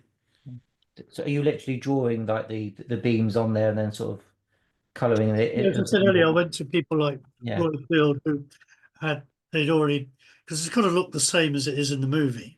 Ah, so he would give you the bit to put it on I the. Yeah. asked for a copy of the Mm, laser beam from he's working on from his eyes, mm, and the beam, the kryptonite beam, and I'll get like this is what this is. I'll forget, it's probably got it here. mm, Well, Roy will give me a piece of film like this with the laser beam on it and whatever, and then I would superimpose that, copy it, and superimpose that onto the stills, so he gets the same effect and the same look mm, in the movie. mm. The only other person I wanted to mention was the production designer Peter Merton. Whether you remember Peter Yeah, Merton? very much so. Mm, Very quietly spoken. Most of those people, all those people with the immense talent, are the quietest of all. right. They Yeah. are. They're funny, Mm, they walk on the set and you wouldn't hear them, and they just come and look around and make sure everything's to their design and their satisfaction, and quietly walk out. The only dealings I would have with them is anything to do with the movie that they want, mm, or to take pictures of them in their job as a production designer, for publicity purposes. mm, But they'd have big departments, they'd have a whole art department in, say, A block upstairs at Pinewood, and there'd be probably 4 or 5 draftsmen. There'd be lots of people under him, working. to get all the to get all the visuals right for the sets and all the drawings right. It's a precise thing. It's like designing a building, but they're not designing a building. They're designing several buildings and interiors, all in one go. It's a Mm. major building a town, really, aren't they? Oh, yeah. I mean, it must be quite heartbreaking to see it all bulldozer down at the end. I'd imagine in a way, but It's it's hard when you walk past a skip and you see a part of a set that you've been photographing sitting in the skip going to be trashed. mm, A piece of wood or something, but as you recognise it as being part of the set that you worked on the week previous or something, mm, that's always hard. And then you walk onto a stage and it's all been, what was you'd spent a week in a set like the one you're talking on O7 stage. You go back a week later and the stage is almost empty and the guys are just sweeping it up, just clearing it up, getting ready for the next. All the lights are coming down and they're cleaning the set, getting it all ready for the next production. That's mm. always quite sad. It only Oh gets yeah. exciting when you see the first flat going up and the first, or the painter going in, and the first bit of a set to be erected. That starts to be uh, it starts to be exciting to see a whole new process start again Mm. Oh yeah, on yeah. another film even. Mm. I neglected to mention Annette O'Toole, the new love interest for Yeah, Clark Kent. I take it Annette was somebody that again was like everybody else quite good to work with. it was. Yeah, I had to do a few stills of her, which was used during the production. Um, it's the same story, really. They've all come into the situation in a set environment, a set successful production, Mm, and they're happy to be there, and it's a joy. They're a joy. mm, There's not much more to say really about how artists are under that environment. mm, There is if it's going to be a new film and new ideas, it's never been done before mm, because all the artists have got their own ideas of their own characters and things like that, and they might be quite outspoken. When you walk into a situation, as I said earlier, like a Superman, which has been already very, very successful, that people are all the crew and all the artists are so happy to be part of it. It's you walk onto it onto a set and it always has a great atmosphere mm, and is generated from the success of its previous uh, the previous film. mm. And of course, we have a child actor, Paul Keefler, as Ricky. Is it sometimes more difficult when you've got to do work with children, just in terms of just thinking of concentration spans and things? Is there any kind of is sometimes that a bit difficult? Not really. I used to be one. Well, so you just relate to children like No. I mean, sometimes depends what the part they play mm, and whether they're on their own or whether they're with a whole group. Normally, if you've got a whole load of kids, I worked on a film once with a whole load of kids, and then it's difficult because there's always two or three playing up, and it's difficult to get them to knuckle down. But if it's just one, um, they they tend to do as they're told, really, mm, unless there's some emotional thing which has upset them, which is mm, very, very rare. yeah. They're normally excited to be there like everybody else. Mm. Yeah, it's usually swarms of kids that I knew when I was one of them I didn't like, but you one on one they're not so scary. So would you have seen Superman 3 in a crew screening? Would that be when you first saw it?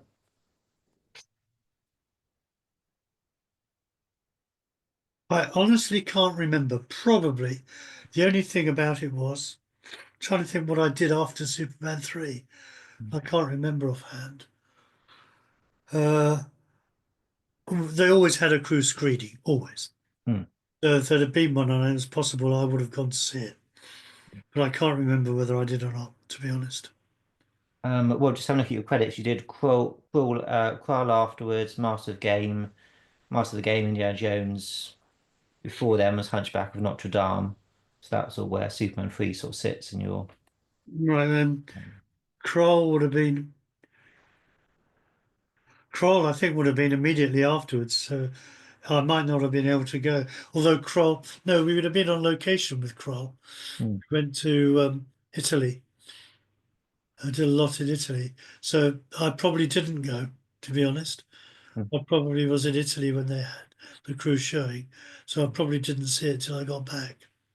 Did you ever get to go to the actual premieres Not of the Superman on the Bonds. I did. Bond? Yeah. Uh, Superman 2, did I get? No, I went to no the Bonds. I did. Star Wars. I did, but not Superman. Mm. No.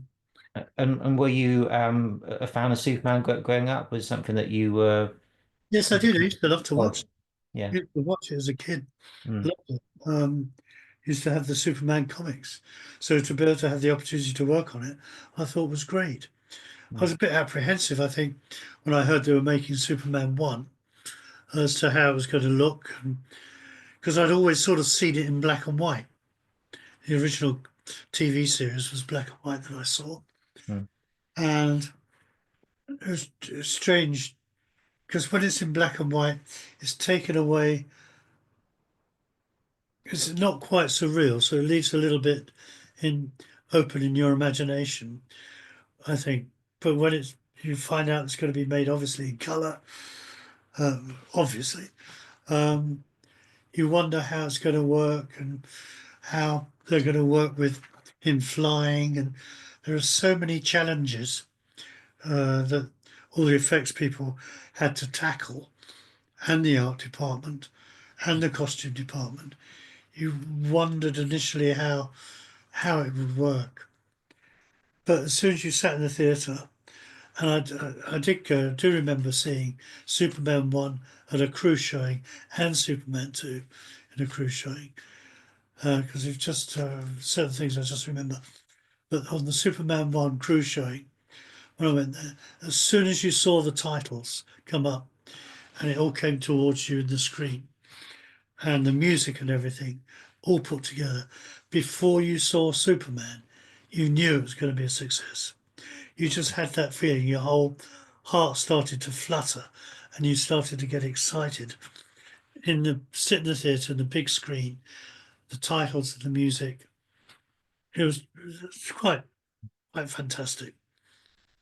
There's something very special about that film, and all the ingredients work, and it's one of those flawless films. And I probably couldn't count maybe 10 of those, that have been where everything kind of works together. I know you've recently seen Music some. was an important Mm, part of it, mm, like Star Wars, and I think it is of all movies, but particularly of something like that or a futuristic type film like a Star Wars and a Bond. Those sort of dramatic and futuristic films demand great music mm, because the music is the heart of heart of an emotion, mm, and that gets your emotions going. That as soon as the titles come up, the music comes, and you hear that, it makes your heart and makes you believe in what you're seeing before you've seen the main characters. It's great. mm. Oh yes. So just to wrap up, is there any moments or shots from the film that we haven't mentioned? I know we've had quite an exhaustive chat. Is there anything we haven't covered? I think you've covered it extremely well, plus other things. I Mm, didn't expect it to be in such depth mm, because I did try and do my research. I did watch the film mm. twice. Thank you. Oh, that's my pleasure. But no, I think you've covered it really well. There's nothing there that I would like to mention that I haven't or we haven't talked about. Mm. Be interesting to see what happens with this new Superman, which they're making. Is it major? Supposed to come out, isn't it, later in the year? Yeah, I think it's July. I don't know if you've seen the trailer that came out a couple of weeks ago. No, I haven't. Uh, I'm not. It looks okay, but I think the way that people were going to the cinema is changing a lot. And if you look at, say, the big hits recently of Barbie and Oppenheimer, etc. Films that tend to sort of make the big money these days seems to be films that are a bit different Yeah. and are sort of there's a different it's like something rather special, something that's not seen before, or so that will not or not very often. The industry has always gone back to remakes, which I Mm. think in most cases has been really rather sad, to be honest, Yes. because Yeah. there are so many scripts out there. There's Mm. so many talented writers, Mm. and I'm sure there's some wonderful scripts gathering dust on shelves that Mm. there are Yeah. some great movies to be made, Yeah. and they always end up doing something that's been done before, and it doesn't always work, I I think, in my mind. Some do. well, yeah. My impression from the trailer is that is there's a few bits I'm very intrigued about, but it seems that I've seen it before, and where it's just because you've had lots of Marvel films and we're kind of a bit sensitized to it all, but whether it's enough to make the exorbitant amount of money that studios will class it as a success by, I'm not entirely convinced, but I'm certainly will be one of the first in line to go and see it, but I'm not. I'll go and see it, I must admit. Uh, The whole industry is changing, and it's interesting to see how they deal with it because, it's everything now is to do what you can see at home. And, you've got all the studios sprung up over here, like you've got Sky and Netflix, they've all got their own studios. Um, it's not so um, governed now by the big majors that used to be. mm, Um, Hence, the demise of MGM and United Artists, mm, um, that have all been taken over by other companies and things, which I think is rather sad for different various reasons. But I'd be interested to see what happens to the industry. I mean, mm, I went to the cinema once last year, I think. I mean, that's awful, really, for someone who's worked in it all their lives. But the amount of material now that's available at home, and a lot of good, really good material mm. being made. I mean, look at the artists that are doing adverts. Yeah, I mean, it's yeah, astounding. They'd never ever do adverts before, and now you've got the biggest names in Hollywood doing adverts. mm, Because it's lucrative. That's where a lot of the business is. So I think filmmaking, big motion picture, is changing in such a way. I don't know how they're going to manage it. How the big budgets now will how they get their money back. And it's one of the it's problems maybe with Star yeah. Wars and the Bonds. Mm, you Star Wars, they're making TV series now, mm. and the Bond. It's very interesting how it's all changed and the amount of money you need to make for it to be a success versus what say Superman 3 would need to make in back in the day. So plus the 90-day window between streaming and things, people are thinking, I'll just wait to see it on streaming. And that's the thing, unless the Superman film is perfect, people are just going to say, I'll wait to see it on streaming. So it There's has to another, be, yeah. yeah, and I agree. But I think there's also another aspect to it, in the whole scheme of things, is to the amount of money they pay people, Mm, because they won't be able to afford to pay the amount of monies they used to pay for the big names. So everything's got to be structured down. yeah. They can't. They can't.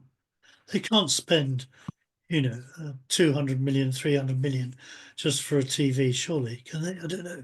Can they get the money back? That's That's the thing, and they still relying so much on the budgets rely upon people going to the cinema, and now people are not doing that as much. I mean, like you, I've only seen a couple of things in the cinema over the last sort of 3 or 4 years, probably maybe 6 or 7 films, yeah. and you can't make the same money. So if they don't start to spend less on production or post or reshoots, and yeah, I think there's a problem that certain films that would normally be classed as being successful haven't in recent years because of this discrepancy of very high budgets, audience attendance, and other things. So I think the yeah, director strike and the the other strike, the artist strike, um, served sort of time for the powers that be, gave them time to sit back and think Mm, about how much all this is costing. And I know a lot of big budget movies were shelved, not because they were going to, at one stage they were going to make it, well, as soon as the strike's over, we'll make them.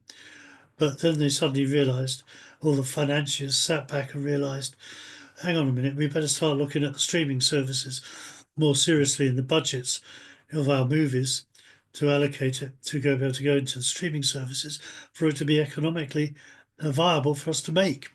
And mm, a lot of things, it gave them thinking time. So in a way, they sort of cut their own throats in a way, but in another way, through CGI and everything, they're safeguarding their livelihood. mm. Oh yeah, yeah. 22, isn't it? Mm. You said you watched Superman for a couple of times in preparation for our chat. Do you think it still holds up as well as it I did think it back holds then? up very well, yeah. Mm, The only thing I get annoyed at is the flipping DVD is a foreign DVD, and you have to go through the English thing of, what, where are you, who are you, don't copy, and it's mm. 20 minutes before you can start watching the movie. Arrgh. Yeah.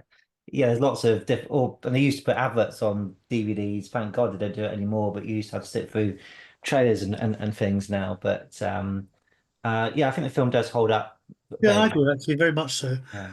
I've seen it 3 times, I think now, or Mm. 2.5 times, and the half time is today. Sorry about that. Oh no, no, no, no, no, thank you It for really watching was, it, really. it was actually really nice to see it. It was only when you sent me the DVD, I started watching it. You start looking and seeing, oh, that's Royal on there. Oh, look, there's, and you start pointing out the people that you have fond memories of, Mm, and and where you were at the time. And it's funny looking when I get really involved in a movie and stuff that I've worked on and enjoying it, even though I spent all my life, well, say 12 weeks working on it. The secret really as to whether it's working for me or not is whether I think, oh, I was standing there when they shot that, or I was over there when they shot that, or we broke and we went and did this. If I stop saying things like that to myself, I'm really beginning to enjoy and take the plot on board, enjoying the movie that I worked on. mm. Funny, isn't it? And you did that when you watched Superman 3 recently. You could, Yeah, I did. I yeah, mean, yeah. Oh, because of, yeah, because of the affection for the movie and yeah. the people that I work with.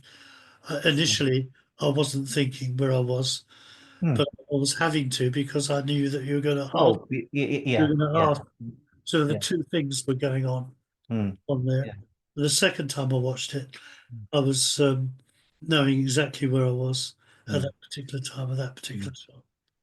Quite Yeah, interesting, really. yeah. It's a fun, little film, and for me, I think I prefer it to Superman 2 in a strange way. I think maybe because Superman 2 is a bit of a patchwork with two directors, and this is very much, whether people like it or not, this is it. This is the film that they were making. Yeah, It's a uncompromised vision, and I like the humor, and I think it's a really good film, and I thank you, Keith, for talking to me a bit about it today. It's been been a lovely. pleasure. Been a pleasure.